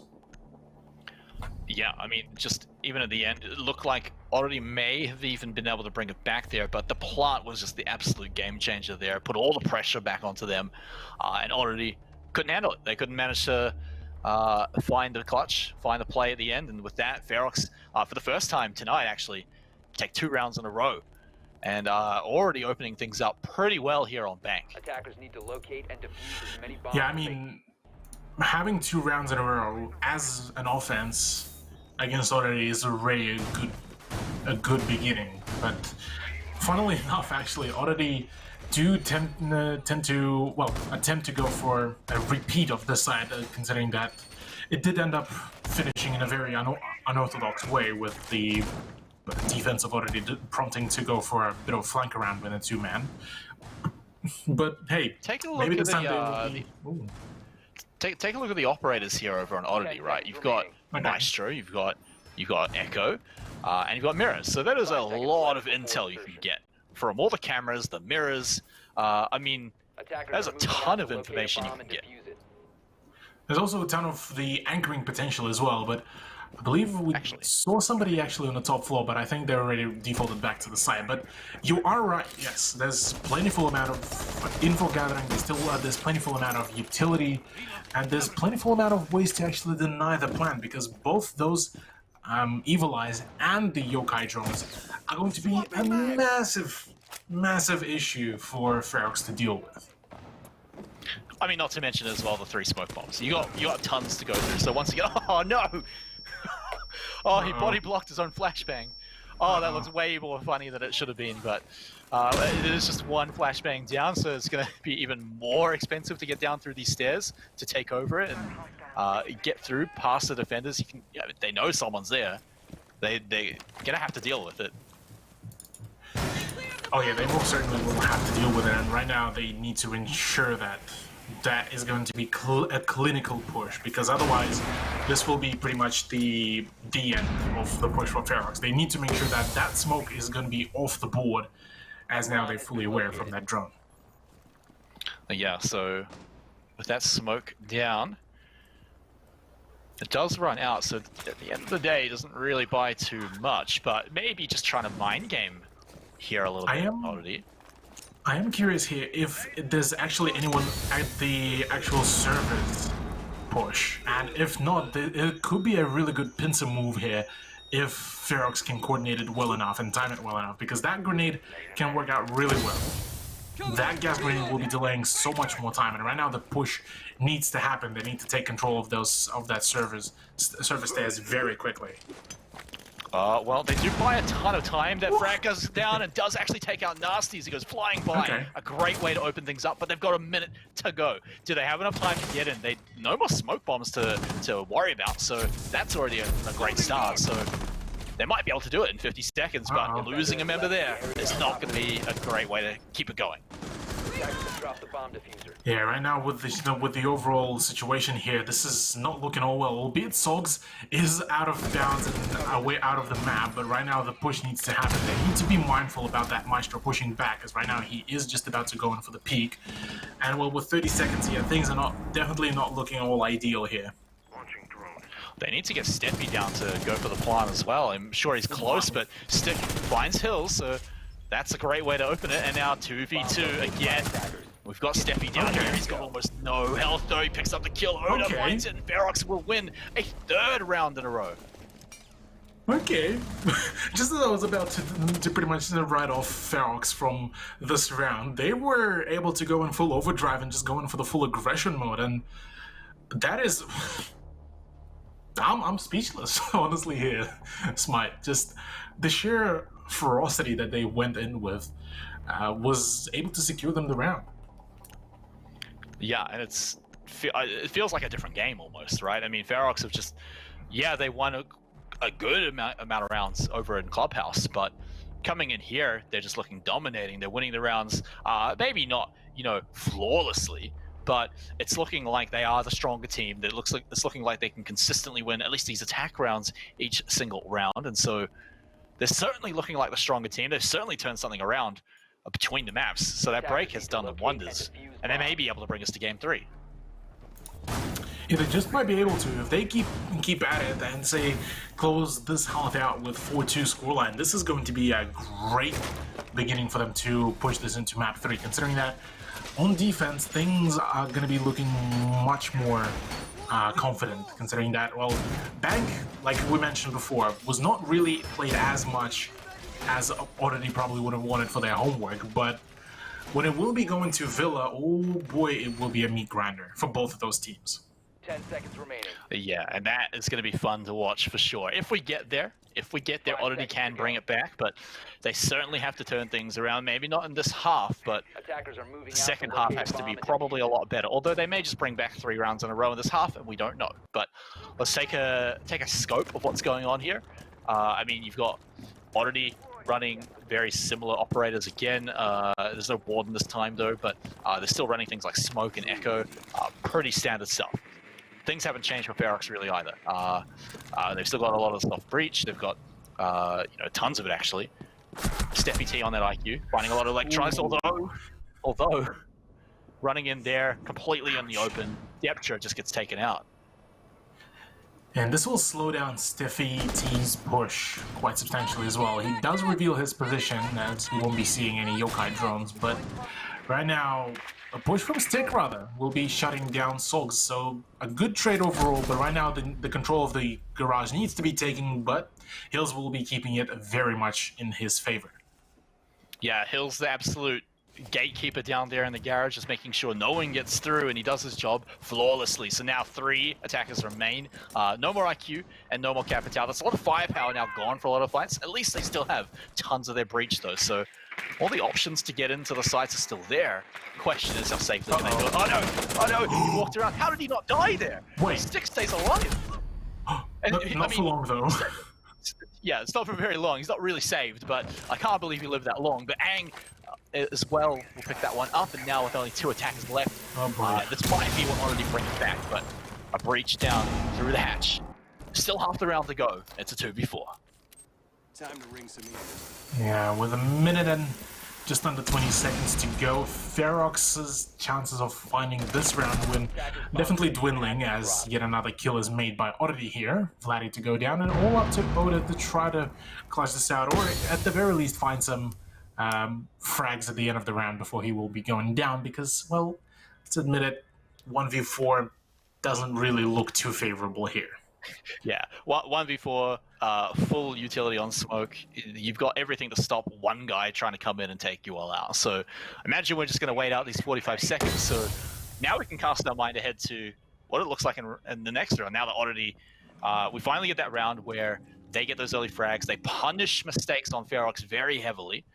And it works out very well for them. I mean, look at it, 4v1. I mean, you can't really ask for better results than that as they go in to make it a 4v0, where those are the best results.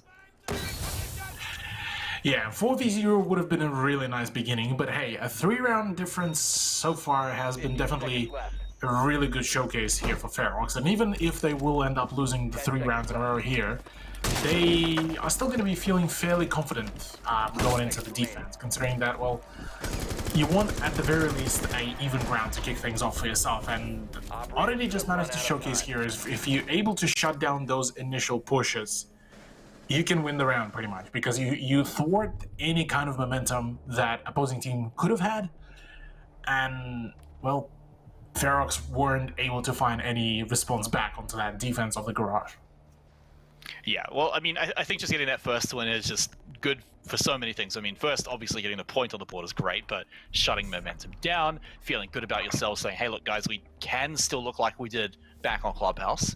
We can still win these rounds pretty hard. So it does feel great to have finally get that proof there with that 1 point. So with that, we do get to go on again, see if there's going to be any operator changes coming up. It looks like Castle's going to be locked in. Another one that's probably going to be just used to funnel the defenders in. Does it have anything to do with the site that they've chosen for picking Castle? For a certain point, yes, it does actually have something to do with it, considering that Castle, his utility is great for 2 things. One, to drain the breaching utility that the offense can have, and 2 is to to give some more safe space for a short time for the defenders to move around. So, say you can use the castle barricade here on the admin doorway to extend essentially your anchoring position to not only just the tellers and archives, you can also have the admin office to be utilized as another anchoring position, another safe peeking position as well. So there are multiple ways of utilizing him, but in this very scenario, it seems that Oddity are going to be bringing in some massive vertical play and just denying some basic entry into some of the smaller positions that Ferox can utilize as those footholds. Yeah, and then Ferox, you look at their operator lineup, and well, that is a lot of breach to say the least. However, they're going to be certainly relying on that thermite to get through any castle barricades. So Vladdy, going to have to stay alive, going to have to protect the precious little Rainbow Six Siege player, make sure that he doesn't go down. And so with that, that's going to be on the minds for Ferox as they go into this next attack here.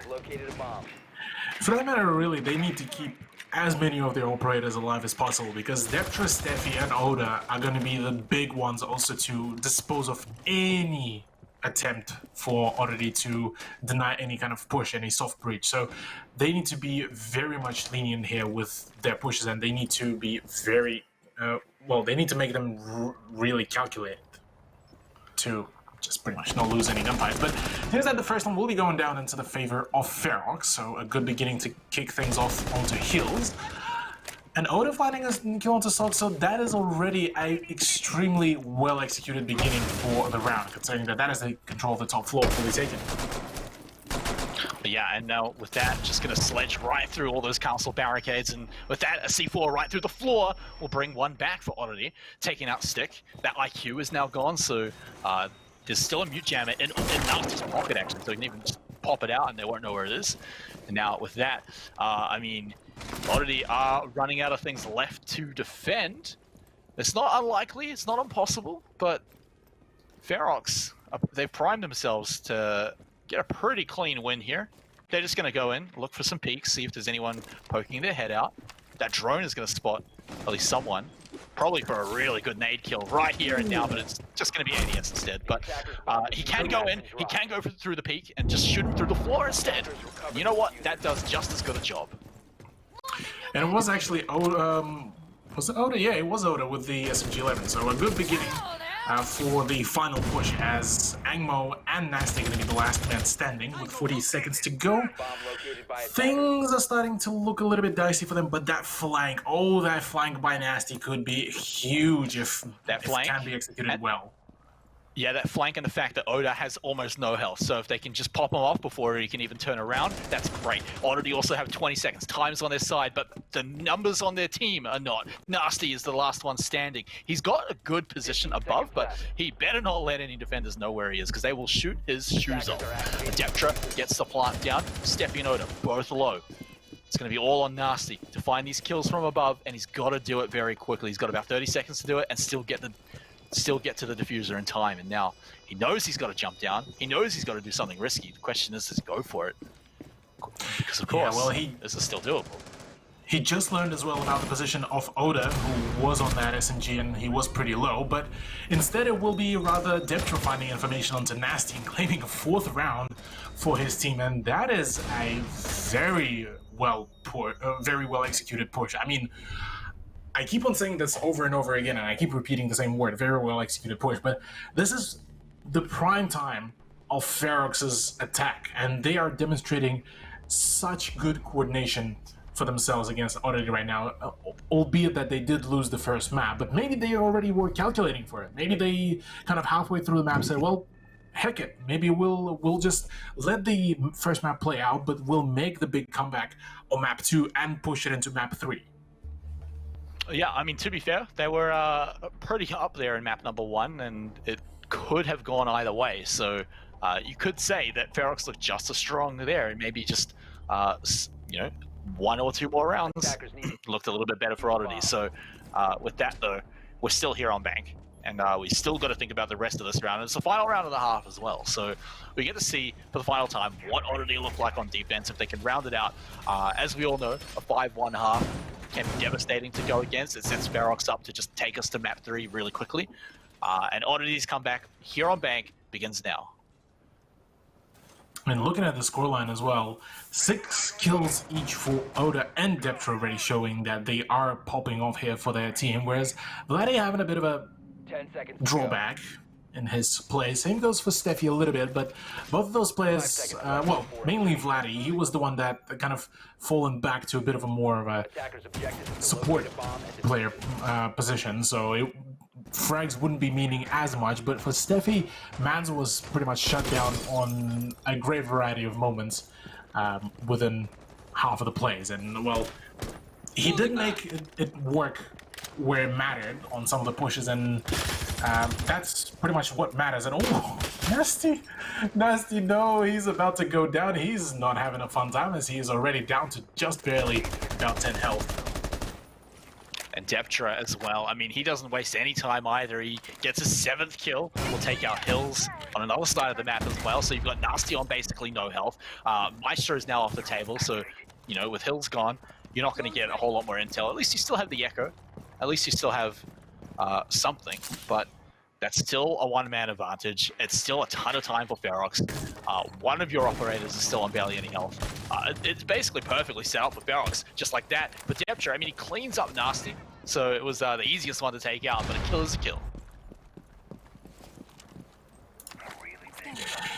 Oh man, yeah, it's at the moment right now, things are starting to get heated up. With Nasty gone, that is also a C4 off the board, so now it's all up to Mims to try to get some of the push denial until Sogs's yokai drones will start coming into play. And man, right now this is gonna get really close. Even with the 2-man advantage, Oddity have got the positioning and they still have plentiful amount of utility, because yes, Nasty went down, yes, Hills went down, but both of the utilities have been already placed. Yeah, well, the thermite charge does go down, and there's one defender in the room looking right at that big hole that just opened up in his wall. And so on the other side, by the way, Ang does get down, but Sogs will get the revenge on that one to bring Steffi down as well. So that's going to feel pretty good, but you still can't really be affording to lose anyone at this point. They're going to go for the rush in onto the site now. They've got the diffuser here, I believe. Yeah, there he is on Vladdy. And no, they lose Vladdy as well. And with that, Oddity might be bringing it back. It's now down to a 1v1. Ang with the lower health, but Stick. Oh, Stick. You can always trust in Stick. Stick doesn't forgive. He just hunts you down no matter what. Even if it's a 1v1, he will find that shot and he will end your roam and curb it. So 5-1 scoreline, that is huge here for Ferox, considering that their first half during Clubhouse was very much leaving much to be deserved of. So much to be desired of. That's the word. Sorry. English is hard a little bit, but that's all right. I mean, that is a fantastic turnout here, especially on attack. Out of all the things, it would have been a slightly less amazing if it was on defense, but attack on bank, that is showing that Ferox did manage to recover from that play. And right now, them going onto onto defense could essentially push this into, say, 6-1, maybe 6-2, and by then it will be a very hard task for Oddity to come back from, considering that they will be having that match point text looming over them pretty much every round from there on. Yeah, honestly, it feels like from the get-go, Ferox just has bank on the lockdown, and you know, at least on attack. We've got to still see them on defense, but we've always talked about how a lot of teams prefer the defense, and it's a lot easier to make a few less mistakes there. And so with that, I mean, we could see Ferox very quickly, like you said, just win the next 2 rounds, send us all the way to map 3 very quickly. We could see Oddity claw it back. The last time we saw a 5-1 scoreline out of the half went to overtime. So, you know, anything can happen, but I mean, how many times can you rely on that happening again? Yeah, I mean, we've said it throughout the whole league pretty much, that you can't really base off your clutches and base off your plays off some of the just 1v1 plays or 1vx's really, but here really both of those teams have that very potential of just having and pushing this into big clutch plays, and right now Oddity are being extremely aggressive on taking the ground as quickly as possible and not to waste any time before they can start going in for the breaches. Yeah, they're actually going through this very quickly, and you can see boy. the drones coming along too, wanting to waste no time at all. So Ferox better be on their guard for now. I mean, they still have a good amount of utility to go, and they still have, Deptro is probably still hanging around the place, ready with a shotgun. Actually, he's not running the shotgun, don't worry. But it's, yeah, he's hanging out on the stairs there. You can see, once again, we know how annoying it is to get someone out of these stairs, how easy it is to defend, and how much time you can just buy for your team. Yeah, right now the big also pressure here is coming out on Mims as well, who is pushing, I believe, on the main stairs, and with all the pressure being applied from the two sides, really, Oddity might be looking at a really early openings here, and this could be a really good start for their potential comeback here, considering 1 to 5 scoreline is not something they usually come back from, but we've seen a plentiful of times where teams were able to make that comeback within LPL Pro Series. Yeah, but I mean, 1 minute 20, and these guys are still standing at the stairway door, and they can't find their way in. I mean, they're eventually gonna have to just go in and try to take him out. Of course, I believe if it is Deptra hanging around there, then you can't just flash him out. He's got the ADS as well, so just look at how much they have to throw in here. There's also the barrier behind it too, so you gotta waste time with that. It's not a huge amount, but Deptra pops out, gets Mims at some point, so now they're still stuck on these stairs. They've lost an attacker. It's 4v5, and you've got less than a minute. Now they have to go out. No, Deptra pops out. Deptra, no. Hello? Deptra. Oh no! Okay. What did he get? Deptra... Did he get his kill? No, he did deny the kill for Oddity, so they won't be getting the kill credit, but he was able to take 2 players off before he went down, which is huge here, considering that right now Nasty is still tumbling around on the main stairs, and with all the pushes coming out, Hills actually does manage to find a shot onto Oda, so, but with 18 seconds, there's not a whole lot of things to be done, and right now there's the element of being in a hurry, and a continuous hurry is going to be there, and Nasty is not even close to his team. Yeah, and you can see how much they're hurrying. Sogs held his breath to just go in and get the thermite charge down. He goes for the diffuser, but it's just immediately has his teammates ripped away from him, and then Ferox come in and close in and take him out here in the end as the time runs out. And that echo as well at the end, if not for the echo, it would have been a successful plant for Oddity, and after that, the timer would have been ticking against Ferox, but they were able to deny that, and they were able to pretty much shut things down very, very swiftly. So right now, Ferox looking like they just might be able to get that swift and sweet revenge here against Oddity after that first map. So Executive Lounge and CEO, so we're not there yet. Oddity can still very much pull a 5-round comeback, push this into overtime, and win the map number 2, which is mildly unlikely, but it's still on the board. Ferox, this is their prime chance. They bring it in, they're busting out some of the bit of a wild decision, bringing a Clash instead of Castle, and bringing in a Dock for some more aggressive and long-range plays. But against Oddity, I can actually see this potentially working out. Yeah, it's gonna look very different, and it's interesting to bring out here on match point, although if there's ever a time where you've got the most kind of the biggest safety net, it's when you're on match point 5 rounds ahead. You can afford to drop around here or there. I certainly wouldn't recommend it for sure, but if you're ever going to try something out new in a pro match, then you can go ahead and do it here. Of course, this will be practice in scrims, of course, but on the actual stage, it's a different story. Yeah, I mean, right now, Ferox, they just want to close it out.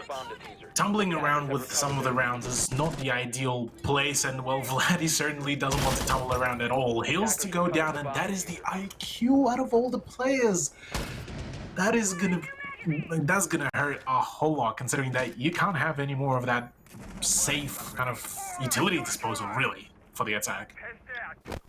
Yeah, it really makes you wonder how on earth Oddity are going to get this one done. They're going to have to find some excellent frags. You're going up against shield operators. You've got Doc on the other side as well, so it's going to be very annoying. But Aang does get it started. He does find Deptra of all people, so Mozzie now off the table. Probably would have liked to be something like, the Doc to take him away, no more healing. But that said, though, you'll take Deptra out any day of the week.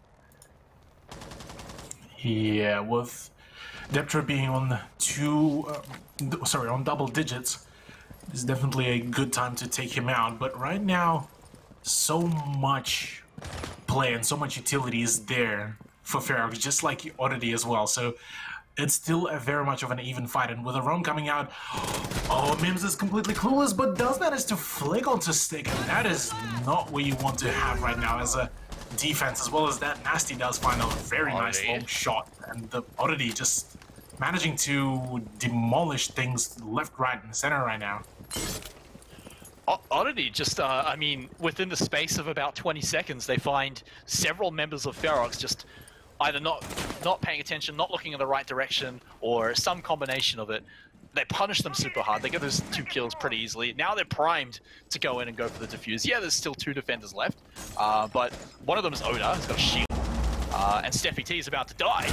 So Oda, I mean, 1v3, go hit him as hard as you can with the shield, but, you know, at the end of the day, it's going to be very hard to take this one out. Oddity winning a very much needed round. Yeah, so pushing it into 6-2 scoreline now, shortening the distance between their scoreline and Ferox's scoreline. Definitely going to be making a bit of a foothold there for Oddity's potential beginning for a comeback, but there's still plenty of road to go through. You need still 4 points to go with. And with Tella's office and archives, this is going to be one of those tertiary sites where, in theory, you're bound to really lose here for Ferox. So maybe this is going to be yet another throwaway round, and they will be waiting for yet another CCTV and lockers.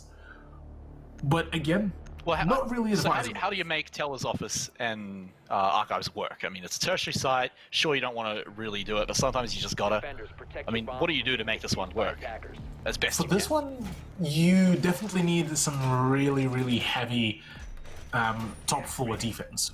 You need to set up it almost as if you are defending the CEO and meeting, as if it is the real site.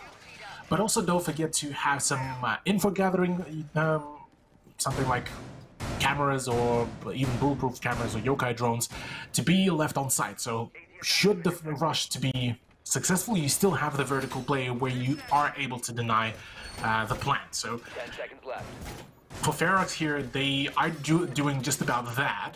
And bringing in a Vigil is a little bit of a question mark for me, but with Stick, I mean, he was the one who was able to clutch out a fair few rounds, and with him being on Vigil and being able to hide away from those drones, he's going to be probably in a much more favorable position here. Yeah, look, if Stick can make it work, he can really make it work in some of these rounds, and Vigil's just someone who unlocks a playstyle like that. So keep your eyes on him later on in the round to see if the roam does pay off, but here we go. Oddity going in again, another must-need round, fighting to just stay alive in this game here. And now, with that, they're going to go ahead and try and take... Oh no, these shots through the skylight could have been really good, but doesn't even... He tags maybe his pinky toe with that. Loses a little bit of health. Yeah, so Deptra did manage to run away mostly scot-free from that initial attempt at engagement, but for now, IQ's already inside of the building, well, somewhat. And right now, Oddity are going to try to do in their absolute best to deny all of that utility, to deny all of the ADSs, and, well, here is just at the moment, it's a bit of a calm before the storm as the first C4 from Barracks is being used to no avail. Yeah, and so that's big plant denial now, not on the table. Hills, though, finding Steffi. That's a great way to start things off, though. 5v4 now, and Oddity starting to crawl back. Starting their way onto the site here, but still having to drone out, still having to get a little more information. And it's not quite done yet, even with Steffi T gone. All his ADS is still sitting around the place. He's already done that part of his job, he just won't be able to run around and roam.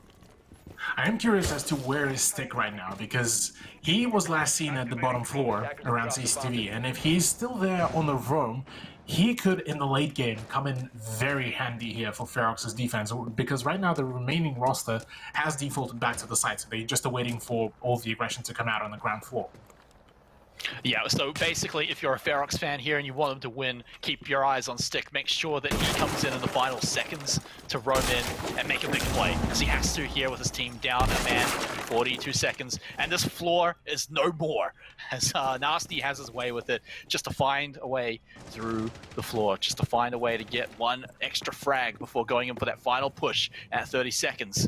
Now, they basically have no other choice but to go in and find that plant. Deptra punishes them for it, though, taking out Mims, taking out Hills, and now they should have maybe found a way in earlier. Maybe it was why it took them so long, but Sogs does get one back in the end onto Oda, and with 15 seconds to go, he does get down for it. And now 2 people left for Oddity to get in 10 seconds, get the diffuser down and plant it. I think Barracks might have done it. I think they might have done it. Winning round 9, winning bank, and moving us to map number 3. Let's go to Villa. Oh, yes. Smite. 7-2. Now, that is a much cleaner performance here between those two teams. Ferox cleaning house and making a clinical performance here for themselves.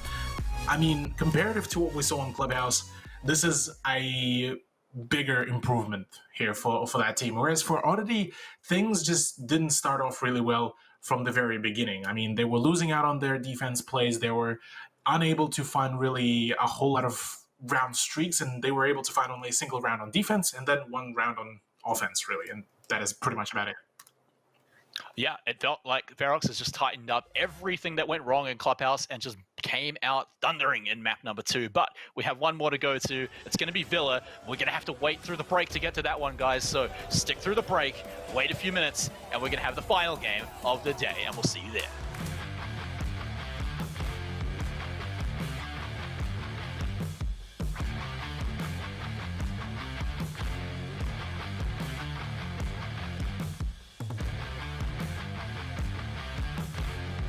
And welcome back, everyone. And Villa is the name of the day here as we jump into the final map of today. It's Ferox versus Oddity, and we get to go to map 3. We just saw Ferox crush Bank.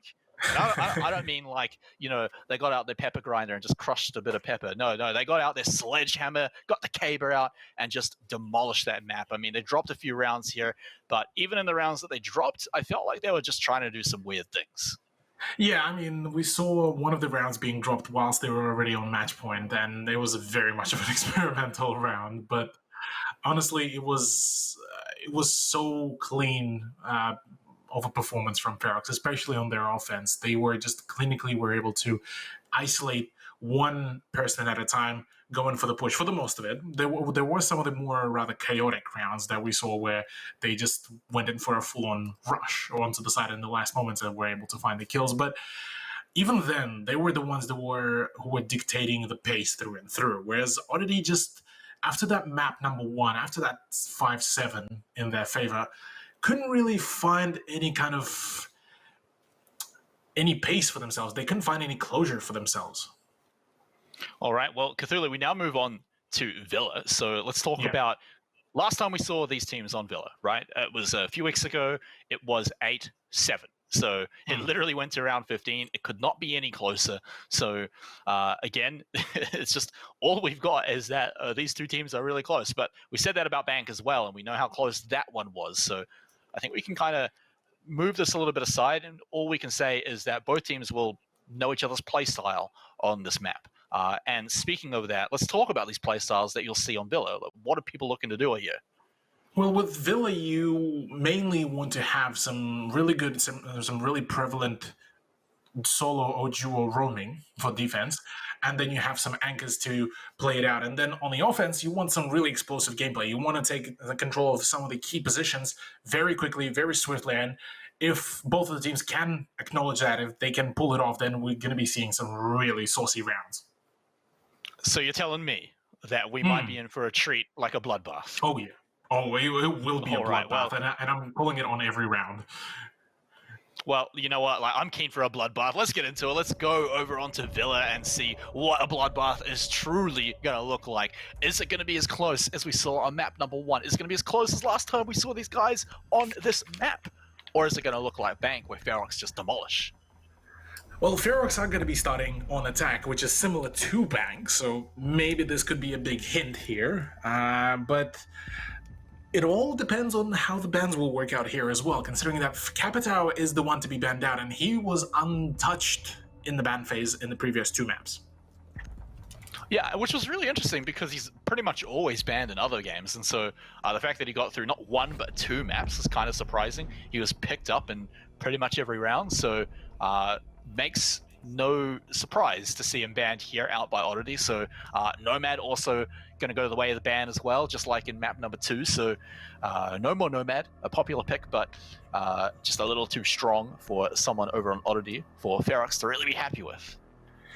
Yeah, Ferox were not particularly happy because Nomad was able to shut down any kind of chances of roam, and it's a very valid reason to really ban out Nomad. Same goes for Mozzie, albeit that it was mainly used by Ferox, I believe, as Oddity. I think they saw it 1 or 2 times, but not a whole lot more after that. And then Pulse to close things out pretty much has been the stock standard ban throughout this whole matchup from map number 1, really. Yeah, they just don't want to deal with it again. You can clearly see they banned it all 3 maps, but that leaves a lot of things open. Thatcher, for the first time, is going to be available. As you can already see, Ferox is keen to think about picking him up. I mean, Maestro's also up. There's tons of great operators that are currently available, so just those ones are going to be picked up for now, but I expect to see more as the rounds go on. Biggest question for me right now is the living room and library. That is the least picked site to play off, and it's probably the most controversial one, considering that you need to play it similar to how you play Tellers Office and Archives in Bank. You need to play it very vertically, top-down. Control definitely needs to be in place, and well, Castle for that very play could play out really well, but instead Sogs will actually be using those castle barricades to generate some more walking space on the ground floor, which is not a bad idea at all. That piano room is a very powerful position to play off. Yeah, and if you can just funnel the attackers down through wherever you want, then it just makes it very easy to just hunker down, anchor down, and take them down as they walk into your line of sight. But of course, we all know that people can get through some of these walls, so we'll see how that ends up for them. But you take a look at what Ferox are bringing to the table, and they got a pretty decent amount of breach coming in with the buck, but is it going to be enough? They've got Habana for the harder breach. But yeah, along with that Thatcher is what I'm real interested to see. How much of these EMP grenades are going to be able to shut down Oddity? Yeah, Thatcher been pretty much left out from the playground throughout the first 2 maps, but now finally he'll get to shine here. And well, with the amount of utility that has currently been brought in on board by Oddity, it doesn't look like a whole lot. You have technically 3 of those utilities that are electronic, and well, only 2 of them are very much the ones that need to be disposed of, and those EMP charges are going to be very well doing that very thing. So for now, to kick things off, it is going to be Stick on the Jackal, who will be starting to do some tracking, and there's no vertical presence, which is probably the most interesting thing to me right now. Yeah, so not really going with the suggested playstyle, so they're just going to sit back and let them come down onto the ground floor here, but you know, you can see they're starting to move forward, and eventually we're going to start getting one of these fights going as the breaches are starting out, and Oda will get taken out by Mims over on the other side of the map. And so with that, the attack starts to crumble a little bit. Yeah, that is not a good beginning, considering that it is Buck of boards. That is one of your main soft breaches gone, and I'm not too sure what Stick was trying to go in for the pre-fire there, but Deptra does manage to find some trade there. So Nasty to go down, not only it's a very good loadout, it is also a C4 off board, so good beginning. Yeah, and now we're starting to breach from above, and just like you were saying, that vertical play is going to start coming into effect very soon. Starting to just... yeah, just melee the... You can bash it down, almost there. There we go. Okay. Took a while, but there it is. And yeah, Solos was very much ready for that engagement and did manage to damage Deptra quite substantially. So for the next firefight, he will be very much at a disadvantage. But right now, looking at Oddity's roster, everything seems to be very nice and healthy, and right now they're not going to be letting things run away, as Hills and Ang actually pick up a kill each. So now all up to Steffi and Deptra, and one of those players is very heavily damaged, and well, with a crossfire in place, Angmo is going to be taking out Deptra, all up to the Thatcher player of Steffi T. Yeah, Steffi looking to make the hero play there. Unfortunately, too many members have already left. Sogs will clean him up at the end of the day, where they'll take out round number 1. And so, with that, I mean, that was the site that we had some questions on. Maybe this might be one that might be a bit harder to defend, but Oddity did it in the end, and they did it with most of their team left at the end of the day. And so, now we move on to Dining Room and Kitchen. How different is this? Is this an easier site to defend? Well, generally it is, yeah, comparative to living room and library, just for the sheer fact that dining room does allow you to have a bit more of a turtle-like strat. Even with the minimal presence up above, you can still do quite some damage to the offensive side. And well, with the current lineup of the defensive operators that I can see, well, really, we just might see maybe 1 to 2 roamers in face of Legion and Jaeger, so that is Sogs and Ang, and then the rest of the remaining roster will be kind of on-site / close by, playing off-site, say in living room or library for that matter. So probably the big end-game playmaker here within this round is going to be Mims, so he'll need to stay alive for his yokai drones at the very least to deny some of the plans. Otherwise, I mean, Oddity has 2 of those C4s on Nasty and Hills that can be extremely deadly, considering that as a recent patch, it's literally pretty much a nuclear warhead. And with the impact grenades on Sogs, he should be able to deny the breach onto the east wall that is in the dining, which is also one of the main entrances for the attack to go through. Okay, we'll see if they do go through that attack as they move in now into the action phase and getting up nice and close and seeing what we can find from them here. I mostly just want to see what angle they take, what approach they take onto the site. You can already see that they're just going to go through these windows for now, just seeing if they can find anything, seeing if they can locate any defenders. Intel going to be key right now. Oh yeah, Intel is most definitely going to be key, and right, if that drone had somebody following up as well, that could have been a pretty quick and easy kill onto Angmo, considering that his attention was very much put onto that drone and denying it any more information. So for now, it's rather just stick, finding just firm position at the exit from the trophy and statuary, which he will be forfeiting in a little bit, but that does put some pressure onto the Jaeger, who needs to now either make an escape or try to take those firefights, which does certainly look like he might just be taking those firefights, and for a valid reason. Okay, and oh no, through the window, easily picked up. Oda finds that kill onto Ang. Ang, a very good person to take out right now. Roaming Jaeger off the table is a big sigh of relief. Now they're going to approach the stairs and go for the pre-fires. They don't find anyone down there just yet, but there's certainly more defenders down there, as I'm sure they're very aware, so they're going to just go digging through the floor now. But getting rid of Angmo is right now a very huge thing, considering that he was through and through a very prominent appearance in the previous map, albeit that even then Oddity were not able to take some of the plays, but ooh, a C4 from below, a good beginning here for Hills. Nice frag, and that is one of the, actually that is the second C4 gone off board with finally connecting onto Steffi T. Yeah, and now there's not a whole lot that Oddity have left. If we see Ferox going for the push, at least they've got 4 people left, so they can go for a bit of an even fight, but you can see that Ferox are rearing up to go in for the entry, as you can see the time. Oh no, he fell off! What are you up to? And Oda and Sogs are going to get a trade apiece, but someone's going to go up and pick up Deptra. Don't jump off as well, though, because then you'll both be down there, completely down. But, oh man, that's a whole lot of time that you cannot afford to be wasting right now. And with that said as well, Stick is the one that is the only one that is holding an angle and will be finally starting to drop down, as the fusion needs to be picked up here by Oda, and the slack as well, for that matter, as Deptra is now going to be trying to make some flank plays happening, as I don't think it is being expected. There's a nice peek, but oh no, the health disadvantage is definitely not in favor there. Hills will be traded out as Oda finds a quad kill right now. 5 seconds needs to go, the plant needs to happen. Sogs is just offside, and oh no, for Ferox. They will be losing out, as Oddity will be able to finally find themselves the first round on the lead after the first map.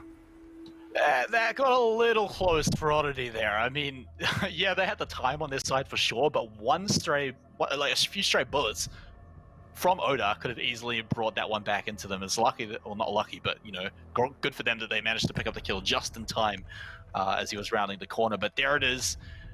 2 rounds now over to Oddity. Their defense is looking very solid.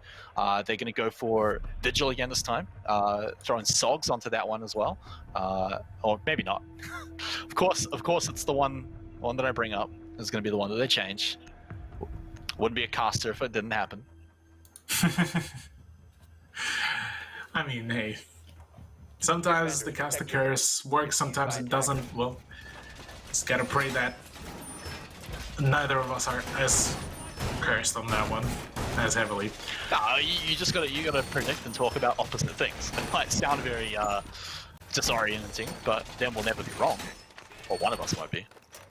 Well, yeah, exactly. One of us won't be, but hey, for now, it's been so far a fairly prominent advantage for Oddity. I mean, 2 points in a row on the defense is certainly looking like a very nice beginning, but main question, at least for me here, is can Ferox find their foot back into this play, considering that they had such an uplifting game on map number 2, but so far being completely shut down on any attempt of push. I feel like round 2 just went kind of sloppy for Ferox, right? I mean, they made silly mistakes that did burn them down a lot of time. We even saw at the end that the time could have been the difference. And so, again, like, we just have to see another round where it looks a little more normal, a little more normalized here on round number 3. Of course, just basically look for a round where Ferox don't have anyone falling off the top of a building, and you might have a different story. Could very much be the case. Angmo doing the very same drop down where he got punished, but this time very much earlier. As I believe he's not spotted yet. He's there's one of the players that is currently standing up above on one of the railings and can actually be potentially ignored by some of the drones. So if not found quickly, he will be able to punish the attack very swiftly, and that is not what you want. But the defense will be actually able to run away. So Hills, being punished with quite some damage, still will be able to live for yet another set of seconds. I can't believe Hills got out of that alive. He just took so many bullets and managed to run away and still have more than a quarter health left. But it's important that he lived, because now that they've got 5 members, even if he's low health, he can just sit back, not get shot first, and then it doesn't matter how much health he's got. And so, sure, it's not the best, but it's a hell of a lot better than just losing Hills straight out there. Beauty of the fact that he's still alive as well is that he can technically still bandit trick some of those reinforced walls, and that is going to be a huge time waster here for Ferox as well, if not handled with care. So right now, Oda just being patient, wants to find that frag. He wants to find that opening kill. There it is. There's the shot onto Angan. Fantastic reaction, might I add. As now, Ferox will be once again finding themselves in a man advantage. Yeah, Oda and Ang were both waiting around the corner for that for so long, so they were both very ready. You can imagine the reaction is going to be quick to the trigger, but the important thing is that Oda managed to secure it, get Ang down, and importantly do it without losing any health themselves. So with that, they're basically primed to go, and they've got full health on everyone. They've got all 5 operators. Hills is injured. Basically, they just want to run down some utility. Deptra getting that Claymore into Hills, even though he was low health, he still had a bandit battery, I believe. So even he, actually it was his stick that's laughing at it, but there we go. They run in and they clean up the last few kills, and yeah, they move in and take out all the defenders. So that was a much cleaner performance, albeit it had a bit of a stutter there at the very beginning where Hills was able to run away after being droned out fully and given a call for the attacker. So still very well done, some good shots, and that grenade, I'm assuming from Oda, from either the aviator doorway or maybe from the wall at the vault, did manage to push things very much in favor of Ferox. So their first point here is going to be on round number 3, and now going into trophy and statuary, this is where it's probably going to make a whole lot of difference here, whether Oddity will keep up their 2-point difference, or will this be the round where Ferox will be able to even things out. Defenders, protect your bomb. Yeah, do we get a grand equalizer here? I mean, it would make sense in a series that has gone all the way just like this one. I mean, we were both expecting at least one overtime. Probably, we almost had it at map 1. We did it. We were going back and forth for a lot of them, but this could be the one where we get it. It was historically both teams' tightest map as well when they played against each other. It was only once, but it literally went as far as it could go, so all the way to round 15. It could come back here. And I believe that round 15 as well ended up finalizing itself on the final second as well. So with one person left as well. Yeah, with one person left as well. So it was literally as close as it could have possibly gotten with the limited overtime. Yeah, well, we might get a close one like that, but...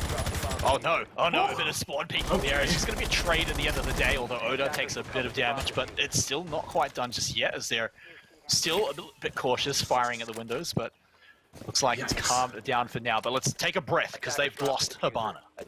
Yeah, I was just about to point that out. Losing Hibana, the only hard breacher, is going to be huge here for the attack of Ferox, considering this is trophy and stature, and this is one of those sites where you need that hard breacher, but maybe for the sake of sanities of Ferox, they might just be able to go in for the push through the Astro and then get some openings there. So nothing is yet lost, but it's definitely going to be making things a whole lot harder here for the attack. And did we get a peek at how many ADS Aang had already put down? Because he may have kept one in his pocket, but I imagine he probably got most of them down, at least 2. And so with that, he's still done at least a little bit of his job already as a defense. So he's got a kill, he's got his ADS down, and now 4 members of Ferox have to go into an even fight with a whole lot of ADS on top of it. I mean, probably the worst case scenario out of that run out is that if Angmo was able to get out of that with without being traded out. So that would have been the worst case scenario for Ferox, but thankfully they were able to find it. Now, the peek from Oda is actually trying to get some closure, but Oda needs to trade this out. He does actually get the shot onto instead of Mims. So Mims is still get to stay alive with his TCSG, and that is going to be a huge one, as that weapon is extremely powerful. Oh, we still have a C4 over on Hills as well, so we can hold on to that, but we have lost, in fact, 2 members of Ferox within a second there, and Stick is the only one to remain. He does have nothing left but bullets. He's going to have to go in and rely on just aiming really good. Can he do it as he goes around the peak corner? He's made a whole lot of noise, though. 2 different angles firing upon him, and Oddity will take out round number 4. And so Oddity managed to, from the get-go, set the base into their favor. That run out pretty much was well executed by Angmo, and albeit that he did get traded out, it was still a worthy trade. Trading out your... Yeah, you'll take that. I'll take that trade any day if I'm a competitive player. Trading out your Jaeger for Hibana is huge, especially if they don't have a Thermite or a Maverick as a replacement as well in that roster. So that worked out swimmingly for Oddity. So now with the 3-1 scoreline on defense, they need to find at least one more point for themselves if they want to feel really comfortable on offense. Whereas for Ferox, they want to win those next 2 rounds. They need to equalize the round count for themselves as quickly as possible. Yeah, and so you definitely want to feel good coming out of the half. That's for sure. I mean, that said though, I feel like momentum is probably not as impactful in this game here as it has been in other series, just because both of these teams, they played against each other tons. They know what it's like to go down against them. They know what it's like to make a massive comeback as well. I mean, Oddity did it basically now. They're still on their way, because map number 2 did not go very well for them. So they're certainly bracing themselves against the momentum that Ferox had built. I mean, Ferox haven't won a map for a while now. 5 seconds remaining. Yeah, that's also a valid point. I mean, Oddity just seeming to be Bomb and defuse it. kind of they maybe have treated map 2 as kind of their breather rounds to kind of recuperate and get their strength and energy back in, and then to go into map number 3 with even more ferocity. I mean, that is also something that I may be kind of thinking of in the realm of reality here. But honestly, no, this has been one of their better performances here, especially against a higher end team like Ferox. Yeah, definitely bringing it to them and showing why both of these teams have made it so far along the bracket as well. But now that we're 40 seconds deep into round number 5 here, Ferox have made a little bit of progress. They're now trying to get above the bomb sites and get the hatches blown into from above. Deptra's already taken a little bit of damage from something throughout this round, and that's not going to be good because that's only 25% health. That's maybe a bullet. And so he's going to have to sit super far back, and you don't really want to do that on someone like Sophia. Yeah, Sophia is definitely one of the more rather aggressive operators that you would want to play from. But a misplay there by Steffi will be resulting in his demise to the hands of Angmo. And well, in a matter of just about a minute, things are not looking already also well. Albeit that the castle barricade was able to be breached much faster, but that whole idea of vertical play is certainly not working well here for Ferox. Yeah, they're just not finding anything. If anything, Oddity are actually finding shots through the floor against them. I mean, they've already lost all their EMPs with Steffi. Deptra's dropped a whole ton of health. He's already used everything that he's got, so he's basically down to bullets again.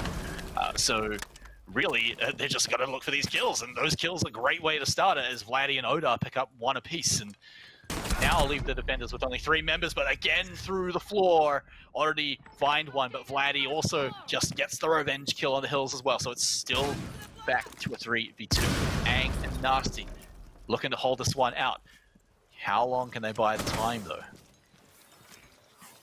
They can still most definitely buy some time. Those Evil Eyes and the C4 from Nasty can be quite deadly, considering that Deptra is very low on health, so a very well calculated pick. Could have been a big one, but right now Stick will be shutting that idea down. Nasty is the one that will be going in for the peak, but against Ash things are not looking all swell unless you're trying to whip out the SMG-11, and only then the DPS difference is going to be matched. But alas, Ferox do manage to find themselves a point against all odds really at the very beginning of that round. Yeah, it's a shame we didn't catch the moment, but when they got the 2 kills within a second near the end of the round, when things weren't looking so good, that's when Ferox just fully turned things around, and suddenly you're looking at Oddity thinking, how did they even get to this point? But yeah, there it is. Ferox have the ability to bring things back around just like that. It was dicey, it was a bit tight, especially with some of that vertical play, but at the end of the day, they managed to get downstairs, and when you're on the same plane, then they're confident in their firefights. Oh yeah, it certainly does look like it. Those, I mean, the peaks by Stick have been really well performed here, and Oda already on 9 kills for his team. It really does show that he very much wants to get this win in this grudge match, albeit that Steffi T unfortunately still hasn't been able to get a whole lot of success within the fragging department. Yeah, Steffi had a pretty good map 2 when we went to Bank, but that's map 1 and map 3 have been a little awkward. I mean, to be fair, it's a little easier to have a good round when your team is crushing your opponents, but that said, it's not looking too hot here on Villa, which is where it matters here. None of those other maps matter anymore because it's all down to this one. And so it's got to feel a little rough, but now we go here to the final round of the first half. And Ferox really looking to even this one up. I mean, it would make the game very competitive if they could do it. It would be just like it was on map number 1.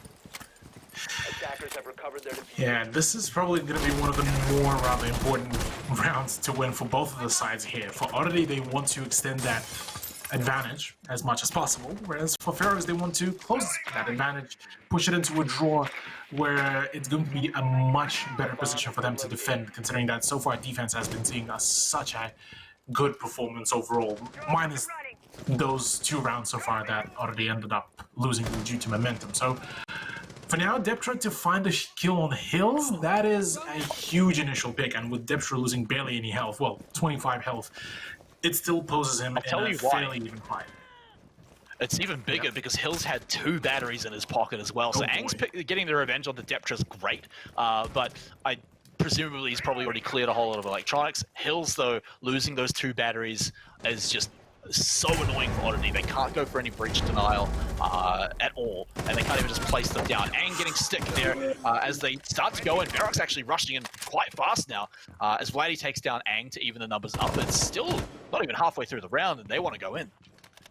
That was a little bit of a messy firefight between Vladdy and Angmo, considering that Vladdy took quite some damage before being able to down Angmo. But frags-wise, I mean, looking at overall score lines, this is still favorable more or less to Ferox, albeit that health-wise, it is most definitely looking like defense might take it.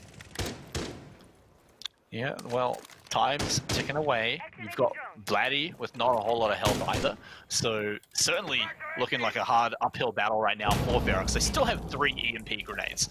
They still have, you know, plenty of X-Kairos to make a breach, so they have the tools. The question now is, do they have the execution and the time left? Because 50 seconds isn't a whole lot of time, and Oddity have already got all of their defense down, so you don't have the time to go in and run them out, but you can find that peak. And Steffi, that's exactly what Ferox were looking for. The other thing is Sogs used up his last impact grenade to just make a rotation hole for himself. And right now, ooh, Steffi is just on fire. He wants to get that revenge. He's thirsty for them kills. And right now, that push by Sogs will be pretty much red in. There's the peak, but oh no, Steffi T actually loses that 5-5, but the plant will be very much going down for Ferox. And well, Sogs is barely on any health. Yeah, he's still got a lot of damage on the Sogs, but Sogs still gets 1 kill. It's now up to Oda, full health, 1v1. He's got to find this one, but that defuser is giving him a ticking time bomb. He's going for the counter defuse. Oda has to rush in now, and he finds it. He finds it easily enough, and he's so happy. He's bouncing. Let's call it bouncing. Yeah, he's bouncing most definitely. That was very much though of a risky play, considering that if Legion had a bit of a better flick, he would have won that firefight, and he would have had plenty of time to defuse, but instead, well, Oda was able to land the shot, and that was very much favorable for him. So 3 apiece scoreline on the defense of Oddity, which is setting a pretty nice picture overall for Ferox, considering that they are now on defense with a bit of a questionable offense, but that just shows how much of a defensive-sided Villa is so far between those 2 teams. Oh, I mean, you might be able to call it questionable offense, but I mean, you look at the results and it gets the job done. They've got the 3-3. It's not looking as super close on some of the rounds. They can win these rounds cleanly. That one was just a little tight at the end, but you got to say though, I mean, we were maybe talking down on Steffi a little bit, but he showed up at the end there. It was a shame he didn't get the 3rd kill at the end of the day, but that said, it softened the target up enough to make it easy for his teammate to do. Oh yeah, most definitely. Steffi was able to find that double kill that he found was pretty much the deal breaker there for Ferox to take the win. And then yes, like you mentioned before, it did go down to a 1v1 position, but from there on, Oda was in a very powerful position to play off, even with some of the baits that were coming out from Sogs. Things did end up resulting in the win for Ferox. So right now, they did end up going for a bit more conventional side rather than what Oddity tried to pull off. It is trophy and statuary, and well, for Oddity, they are learning off their own plays. They are bringing in a double hard breach, which is a good idea considering that, well, if Hibana or Maverick do end up going down, they will be able to still get the breaches going. Yeah, and so, I mean, they don't want to be victim to the same trick. They don't want to get spawn killed by someone on Barracks. Because you got to imagine Barracks are probably thinking about it. Whether they'll actually do it, we don't know. But we know that Oddity have at least given them the idea. And so Oddity have actually got inside pretty quickly. It is the opposite side of the building, so they're going to have to clear a good amount of rooms, but Sogs is getting started early as he picks up Deptra. That's going to be a big one. Taking out the Jaeger as well, so all that roaming's out the window. Great way to... Yeah, but Deptra so far wasn't one of the bigger playmakers, albeit that he's second highest as kill count, but overall, it's not the worst case scenario, albeit that, yeah, man count is still going to be in play, but right now it is up to the remainder of Ferox roster to just try to drain out the time, because right now, ooh, so much damage is being dealt to Mims, and he is a bit clueless as to where that damage came from.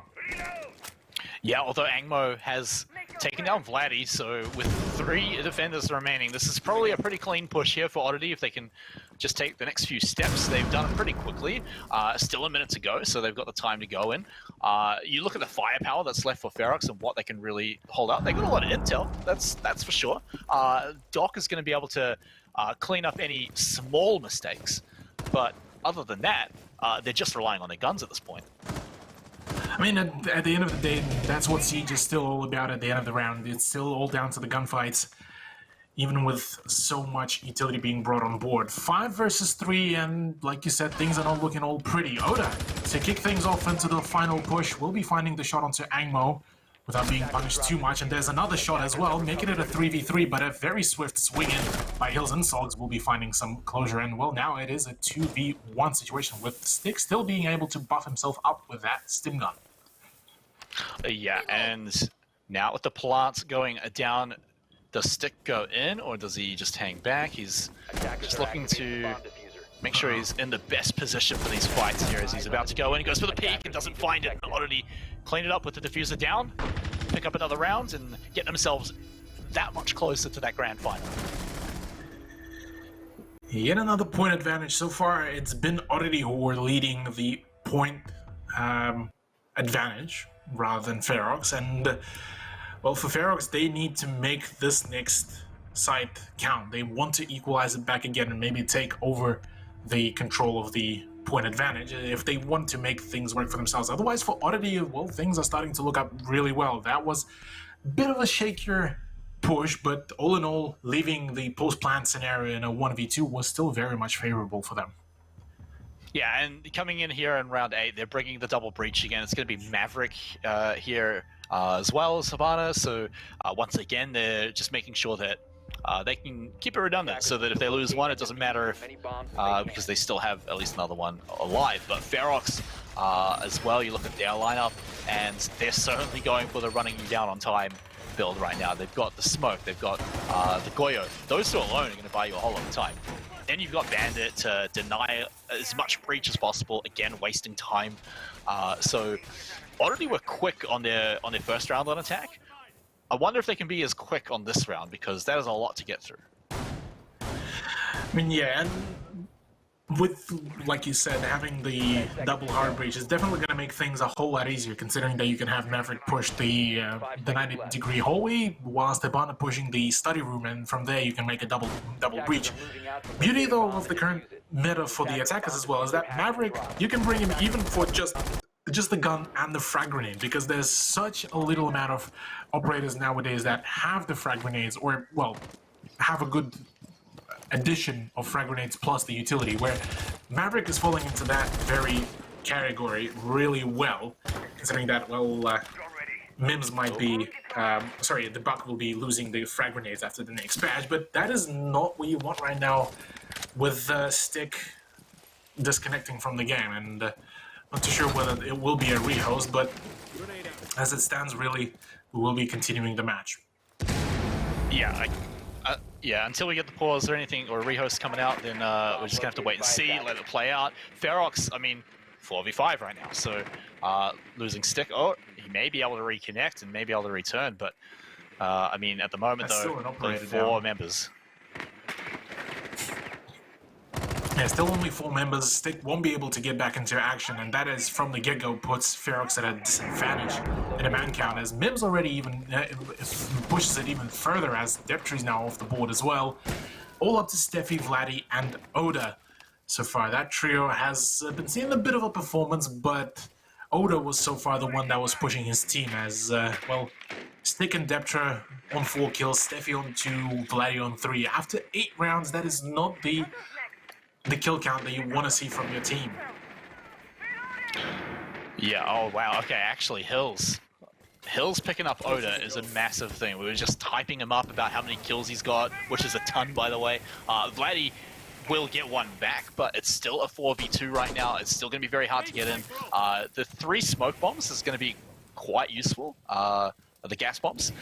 So Vladdy can time them out while staying alive, then maybe. But you've got to watch out here because right now Nasty's looking for that murder hole, whether that's, you know, knee height, toe height, or head height. But Sogs bites onto Vladdy as well, and with only Steffi remaining, it takes a blink of an eye to take him out for Hills as well. And then there we go, another round down and dusted for Oddity. Yeah, 3 to 5 scoreline is definitely becoming a bit scarier for Ferox, as well, just Oddity just showcased how aggressive can they be on the offense, and that's what I've been actually talking about during the prep for Villa. That for the attack, it requires you to be really, really aggressive, especially within the current meta, within the way how currently things are playing out throughout all of the operators. You need to be very much on point with your pushes, on point with your frags, and well, Oddity just very much that managed to showcase. Yeah, and so it's a bit of a shame about the DC there for that round, because you got to wonder what it looks like when they have 5 people in that round, so who knows. But that said, though, it's still going to be dropped, and so with that, maybe they can still look good on defense, because we still haven't really seen. We've got like 1 real round of them on defense, True, but yeah. Ferox still have a few more rounds to prove themselves. That said, we're not too far away from getting a match point coming out from Oddity. However, guys, with the rehost, it does take a little bit of time. We're going to have to go to a short break, but once we return, we will continue with the remainder of Villa and the remainder of the series.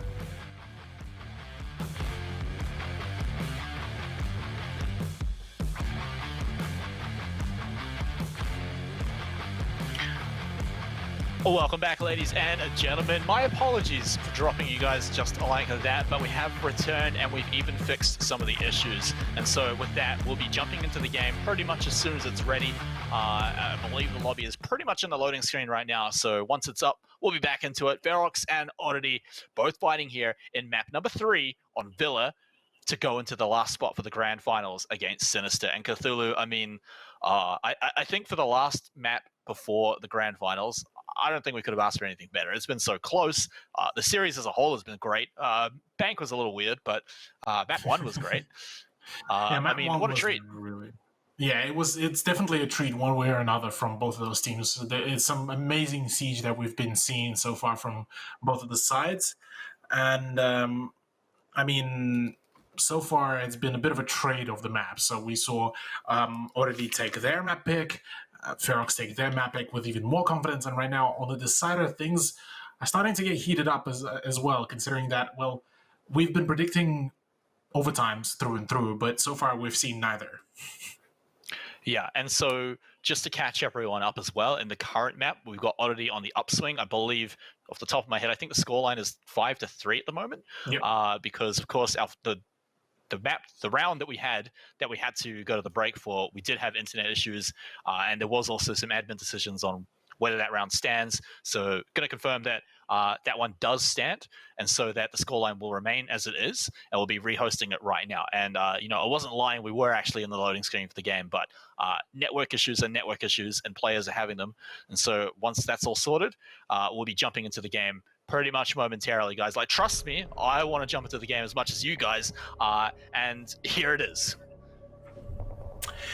Here it is indeed, round number 9, the round where Oddity might just be able to take the match point for themselves, whereas for Ferox, they're currently in a 2-round deficit. So not the worst case scenario, but also not the best case scenario for themselves, considering 2 of their defensive sites were pretty much completely flooded by Oddity with the sheer amount of aggression that they've displayed. So Aviator in games, aka AVG, will be the choice for the 3rd round of defense of Ferox, and well, this time they are bringing in a slightly different roster for for it. Yeah, I mean, bringing out the smoke is something that they brought out a few times, but I think, yeah, bringing out Mute and Magnet as well is just going to, again, along with the Jaeger combo, is just going to be so annoying. It's going to drain so much time, and we talk about, you know, Villa being a map that you can burn so much time against the attackers and run them down the clock. So Oddity do have to play aggressive. And now, something I want to loop back to as well is the fact that I mentioned this before. We haven't seen Ferox on a more than one real defense on this. Hard to count last round. So, what do they look like here? Is it going to be stronger than what we saw on round 7, 2 rounds ago, on their first round of defense? I mean, possibly. Let's have a look, because I think we need a better sample of that. But Oddity are not giving them many, you know, leeway games, right? You've got to get sorted, and you've got to get it sorted within about now. Yeah, and the main person, the main offender on the side of Oddity was actually surprisingly Hills. The guy was able to find some really good entry kills here for himself with that G8, and well, from there on, the rest of Oddity roster were able to snowball a fair few times. So right now for Ferox, their main objective is going to be get rid of that IQ, get rid of Hills, and ensure that those magnet devices, those ADSs, are going to be as clear as possible. As that's already another piece of damage that's being dealt already to Stick. Yeah, did he must have got his feet there with that explosion. Just kind of coincidental, but still great to get that one as well. I mean, you'll take it for sure. Droning out a little bit now just to get a little bit more info on the bomb site. If you can squeeze in and maybe see a defender and get that drone out for free, that's great, because you've still got 2 minutes. Sogs, though, has been knocked down to the floor. Yeah, he was injured, put into a down but not out status, but he would still be able to bring this back for himself. Instead, it will be Nasi who will be, this time, actually finishing his job onto Stick, but the magnets are still there, and, well, the frag grenade to be flying in will be able, I believe, to take down that ballistic shield, which is not very favorable right now for Ferox, considering that that position at the very beginning of the hallway is also quite powerful to play off. Yeah, and Barracks, you can see their health bars are dropping just a little bit. I mean, losing Stick was also kind of really annoying. If they lose Vladdy now, the roaming is gone. The fact that Sogs got out alive, that's also kind of incredible. Again, it's kind of annoying on Sophia. You'd rather someone else have the low health, but you'll take it. It's an alive operator, and that's all good. Now that clock is getting a little lower, now down to a minute, so Oddity can still take some time to think and take the next few steps, but it's going to be soon that they're going to move. Yeah, already dealing quite some, making some openings from below and dealing quite some damage. That is depth draw of the board as well. Things are starting to not look really well for Ferox's defense. They can't seem to find any openings on their opponent, and, well, the roam of Vladdy is certainly not seeming to be working out as well. Mims. Oda to go down to the very same position as Mims opened it up is... come on, Ferox. Mim's positioning down there was amazing. I mean, he found all the places. He poked his head out. He might even just find another kill here as well. Actually, it's Hills, just kidding, to pick that one up. But it's going to be Steffi who gets taken down with that, followed very quickly by Vladdy for a flawless round that now puts Oddity on match point. One more map win separates them from the grand final. Only one round indeed. With even more ferocity, Oddity just ended up retaliating back on Ferox's even any kind of small attempt at finding some kills. Well, all thanks to Mims, he was able to sow just enough chaos for the rest of Ferox's roster to pretty much be distracted by all of the angles that were pretty much generated there by Oddity. And with a 3-round deficit, things are not looking all well. Only 1 round away for Oddity to make it their matchup and push themselves into the grand final. And you know what, Oddity don't see any reason to change too much up. They're still bringing a similar set of operators coming in and basically following the same roles. Ferox have been changing up here and there. I think the big one is the Doc that occasionally pops up for Stick. A lot of firepower on that guy and can definitely keep you alive later on in the match, but Ferox have to get to that point for Doc to really start becoming like really efficient, right? Because it doesn't matter about his heal ability if you have no one to heal. Yeah, Doc needs to be either really aggressive on his anchor position and make sure to take those firefights in a really confident manner, or he needs to play very much on a backline and just try to keep his teammates up and running, even through some of the tougher times. Say, for example, one of the defenders got down, but not finished off. Rather than picking up the usual way, you use the stim to get him back up to 75 HP straight away. So some of those smaller things, yes, they are very niche, especially within the way how so far around has been unfolding for us. It's certainly not the primary directive for Doc. It's rather just going to be utilizing that ACOG for some long-range engagements and trying to outgun some of the attackers here. Yeah, now we gotta watch all the drones here as they go in and get all the information they can, perhaps for the final time this week for Oddity. Looking around, we know that just around the corner there were a few more defenders, and that drone would have loved to spot some of them. Maybe you could hear them, but, you know, we're not too sure. But for now, nothing is really seen, nothing is really shot at. We're getting closer and closer to those sites, but that speed and aggression from Oddity, we're not quite seeing it in this round. But it could kick off at any moment. Well, certainly can. Mims taking a heap of damage from that pre-fire, really whilst Deptra still is on full 100 health. So right now this is a decent beginning, but taking out Mims would have been a much better turnout there for Ferox. But alas, minute and 37 seconds to go, and well, already doesn't look like they are planning to really pause anytime soon. Attackers have located a bomb. Yeah, one C4 remains here for Ferox. I say remains, but they started with one, so it's going to be all on Oda. And, you know, if you're going to leave a very important piece of utility to someone, Oda is probably a pretty good guy for it. Has had a fantastic round, even though his team hasn't been getting the wins in the rounds. But there it is. We're still down to a minute now, and no one has really died. Mims is the only real casualty, but he's still technically alive with just a little bit of health. And now you got to say, Oddity, do you actually have time to go in and make your push? It's not like you're going against Goyo and Smoke, so they're not going to waste a whole lot of time, but you got to go for a 5v fight at any moment. 5v4. And with Ang already opening things up onto Deptra again, things are not going to be looking all really favorable, considering that, well, yes, health-wise, Ferox is still looking all nice and pretty as Vladdy does manage to find the kill onto Sogs on the flank. But there's also flank from Hills coming out, and I don't think Ferox are really expecting that. And if they won't, well, they're going to be in for a whole lot of pain as well. There's the spot onto IQ, so the element of surprise is gone. Oda to find the kills, but oh no, it's the angle grip bandit of G8 on Hills. As the control of the Astro is now in full control. There's the frag grenades coming out from the master bedroom, and right now Mims, oh no, frags his own teammate. Oda finds a shot, and well, Ferox will be able to find themselves yet another round to keep themselves going in this matchup. Yeah, and just in the final 20 seconds of that round, I mean, it just suddenly got so much easier for Ferox. You know, when someone else gets the kill for you, does your job for you, you'll be okay with that. So, I mean, it keeps them alive, it keeps them in the round, and it keeps them in the tournament. So they'll take it for sure, but they've still got to win at least another 2 rounds just to go to overtime. And Oddity have been having a banger of a match so far. So apart from some weird shenanigans at the end there, it still could have been close. And who knows what it looks like if they're just a little bit ahead. Maybe they get those kills. Maybe they're the ones that get the entry frag this time. It just takes 1 round. It just takes 1 round, indeed, yeah. But also, this is also that mentality that can be really dangerous for some of the teams.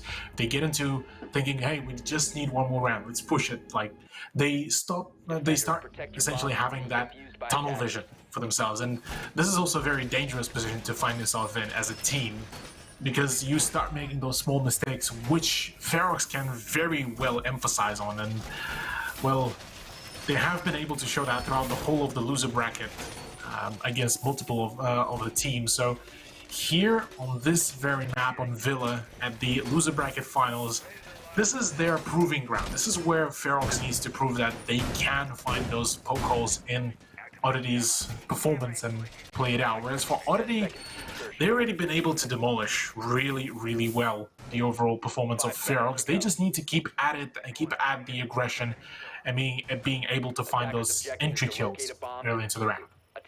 Yeah, so important thing here coming into it, like you said, those entry frags, so you got to keep an eye out for it. I mean, these drones are actually great. They've got plenty of information around already inside, so they're not going to just walk into anyone, at least I hope not right away. So you can see they have already made it inside. They can clear some of these rooms. They can even take the top of the stairs, and so their positions are looking pretty good. And it's even been pretty quick, so they're setting themselves up for a good round here. I mean, you compare the way how Ferox entered the building and how Oddity entered the building. Oddity are not wasting a single moment. They're already taking control of the 90-degree hallway, and it's not even been, well, just about hit 45 minutes. Sorry, 45 seconds. 45 minutes. Holy crap! What a long round. Would have been that would have been one hell of a round, honestly, to play on. But either way, what is interesting to me is that there are reinforcements on the top floor in the trophy and statue, actually, but no presence, no actual presence of the operators of Oddity. Sorry, of Ferox. Yeah, so definitely trying to play some mind games, and Oda plays mind games, except he uses bullets and Hills uses his mind. One of them is a little bit better.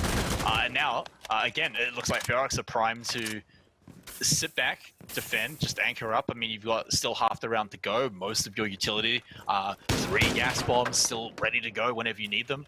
So Vladdy needs to stay alive, I think, is probably the most important thing going into the next minute. Yeah, there's the grenade flying in that will only slightly tickle Deptra, as I believe Mims was I think he tried to get it in the hole. Yeah, I think he was, and while it didn't really line up, it did damage the Valkyrie player, and already 2 of the C4s baited out with no avail, really, as right now it's all up to Oda to land his C4 if he wants to get some early cheeky frags before the main push onto the site happens. But as it stands, really, Oddity seeming to be dialing down on their aggression almost.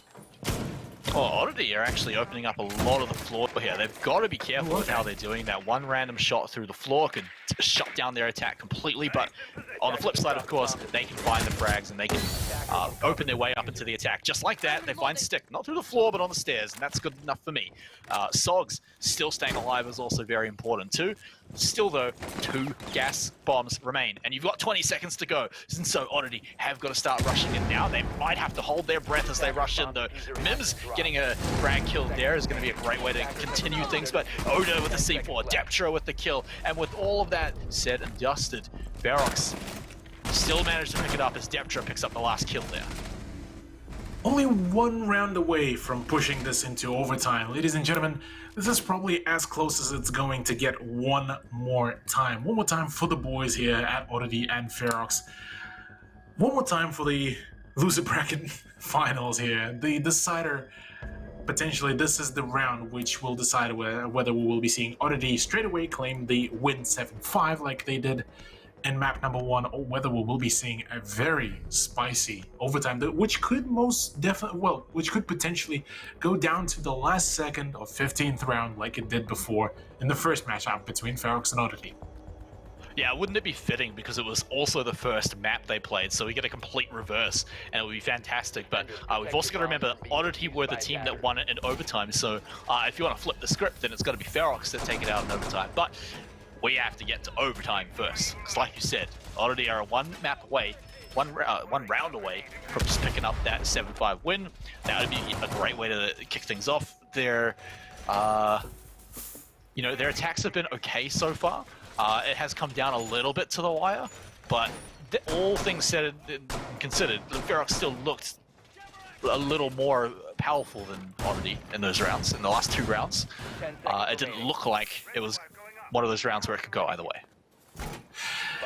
True, and actually a fun statistic here will be also if actually no, if the first half would have been a 3 points first to Oddity and then 3 points to Ferox, and if this round is going to be won by Ferox, it would be an identical reflection of how the scorelines went in the first half as well, which a whole lot of ifs, but still would have been funny. That's all reflected. That's how we run the storylines here. But it's a little slower here on round 12. As Oddity are taking a few moments to get inside, but they're approaching from all the different angles, and it looks like they're probably going to choose the sentryway to go in. They haven't seen enough defenders really to go in completely blind at the moment, so they're just going to start mowing down the doors. But there's one fine Steffi. That's going to set them up nicely to get this win. Yeah, Deptra going down to Mims once again is not a good beginning here for Oddity's play. That room was very much essential to keep intact up above the site, as right now we already saw how powerful Mims was with that vertical play, but this time in a 5v3, things are definitely not looking all swell here for Ferox. Alright, Cthulhu, no C4. One impact grenade over on stick. They've just got some cameras, and they've already put down the castle wall, so we get to go back down to a good old 5v3, a gunfight, and so it is going to be a very big ask for Ferox to win this one, and essentially they're just going to have to pray that their anchors are going to have the sightlines they need, and already walk into them and don't drone properly. With so much utility as well on the attacking side. I mean, you have 2 concussion grenades, 3 flashbangs, 2 frag grenades, 2 smoke grenades as well, against pretty much nothing from Ferox. He sees him. Looking all well. He does see him, but Oda will be instead finished off here by Hills and, well, all up to Stick and Vladdy. My god, this is... And they might be doing it. Oddity might have just done it here with only 2 left, like you mentioned. Everything in the toolbox for Oddity to go in. 45 seconds to go. It's not the most time, but when it's a 5v2, it should do. And so you've got to imagine they've got to start making their move very, very shortly. Vladdy standing on the B bomb site. Stick somewhere on his lonesome as well. The spots are going out. They know where some of Oddity are. They've taken out Hills. That's a start. That's a start, and 22 seconds to go. The plant is now going down. He's got to win this fight. He's the only man alive. Stick is all that stands between Oddity and the grand final, and it's not going to be enough as Oddity take it out and move on to the grand final against Sinister in 2-1 fashion. 2-1 fashion, and oh, such a nail-biter of a game. 7-5, 7-2, and then again 7-5 is what we saw here between these 2 teams, and what a great show both of those squads have put up for us. Yeah, wow, Oddity, I mean, we thought this one was going to be a very close series. I mean, we thought we were proven right in map 1. Then we thought we were proven wrong in map 2. And then we go back to map 3 to round things out, and it is a great round. We didn't get the overtime, but Oddity put on a great show. But that said, a lot of respect to Ferox for putting on their performance today.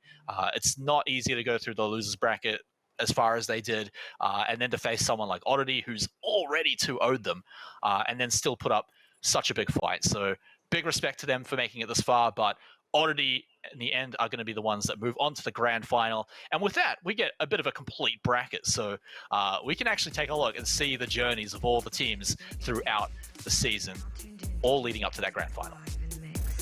Yeah, I mean, Ferox probably had one of the more flashier performances here through and through. I mean, starting off with the game against Skyfire, then playing against Oddity, and then dropping down to the loser bracket where they managed to take out not just nobodies. It was PC419 and Bizarre, and then to face against their big opponents, aka Oddity, tonight. Whereas for Oddity, it was a pretty interesting turnout overall, considering that Bands Gaming, they were able to demolish them pretty quickly. Against Ferox, it was 2 overtimes in their first matchup, and then Team Sinister, well, that was quite a spanking that was dished out for them. So honestly, I'm quite excited now. After we saw what Oddity can do and how they can play it out, I'm excited how well are they going to perform against Team Sinister here. Well, that's the thing, right, Cthulhu, because Sinister have looked like this S-tier team that's just a league above every other team in the league at the moment. It's been very hard for teams to really take it to them, and now Oddity are going to have that chance. Last time we saw Oddity against Team Sinister, like you said, they got smacked down, and so now that Sinister are going up against Oddity in the grand final, things change a little bit. It's the only match of the night. It's now going to be a best of 5 instead of a best of 3, so a longer series. You have more opportunity to prove yourself, and then obviously the week to improve, practice, the scrim to come up to it. So Oddity, you know, if you just look at the results so far, they've got a big uphill battle in that grand final. But that said, after tonight's performance, I feel like they can come back from anything. I mean, that after Bank coming back from that, that's great. Yeah, I mean, it just shows that their moral fortitude is definitely out there, and they can definitely perform quite well under pressure.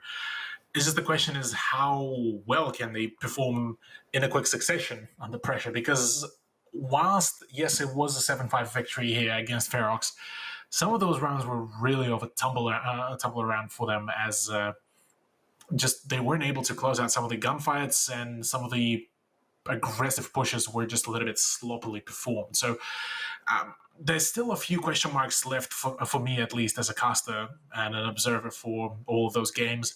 But they definitely have some potential to take on Sinister here. Yeah, it will certainly be an underdog battle, but that is it, guys. Constantine, that was our second last match, and we've got our last one next week. So everyone that's watching at home, make sure you tune in for the next episode, because we've got a banger of a grand final on. It's Team Sinister, who are looking undefeatable right now against Oddity, who are coming all the way, not quite all the way through the losers bracket, but at least one match through the losers bracket to go for that rematch next week. So, ladies and gentlemen, with that, we'll wrap the show up here and now, but I expect you to be there on the grand final, because it is going to be awesome. It won't be the same, I never felt this way, 'cause I want to come back and find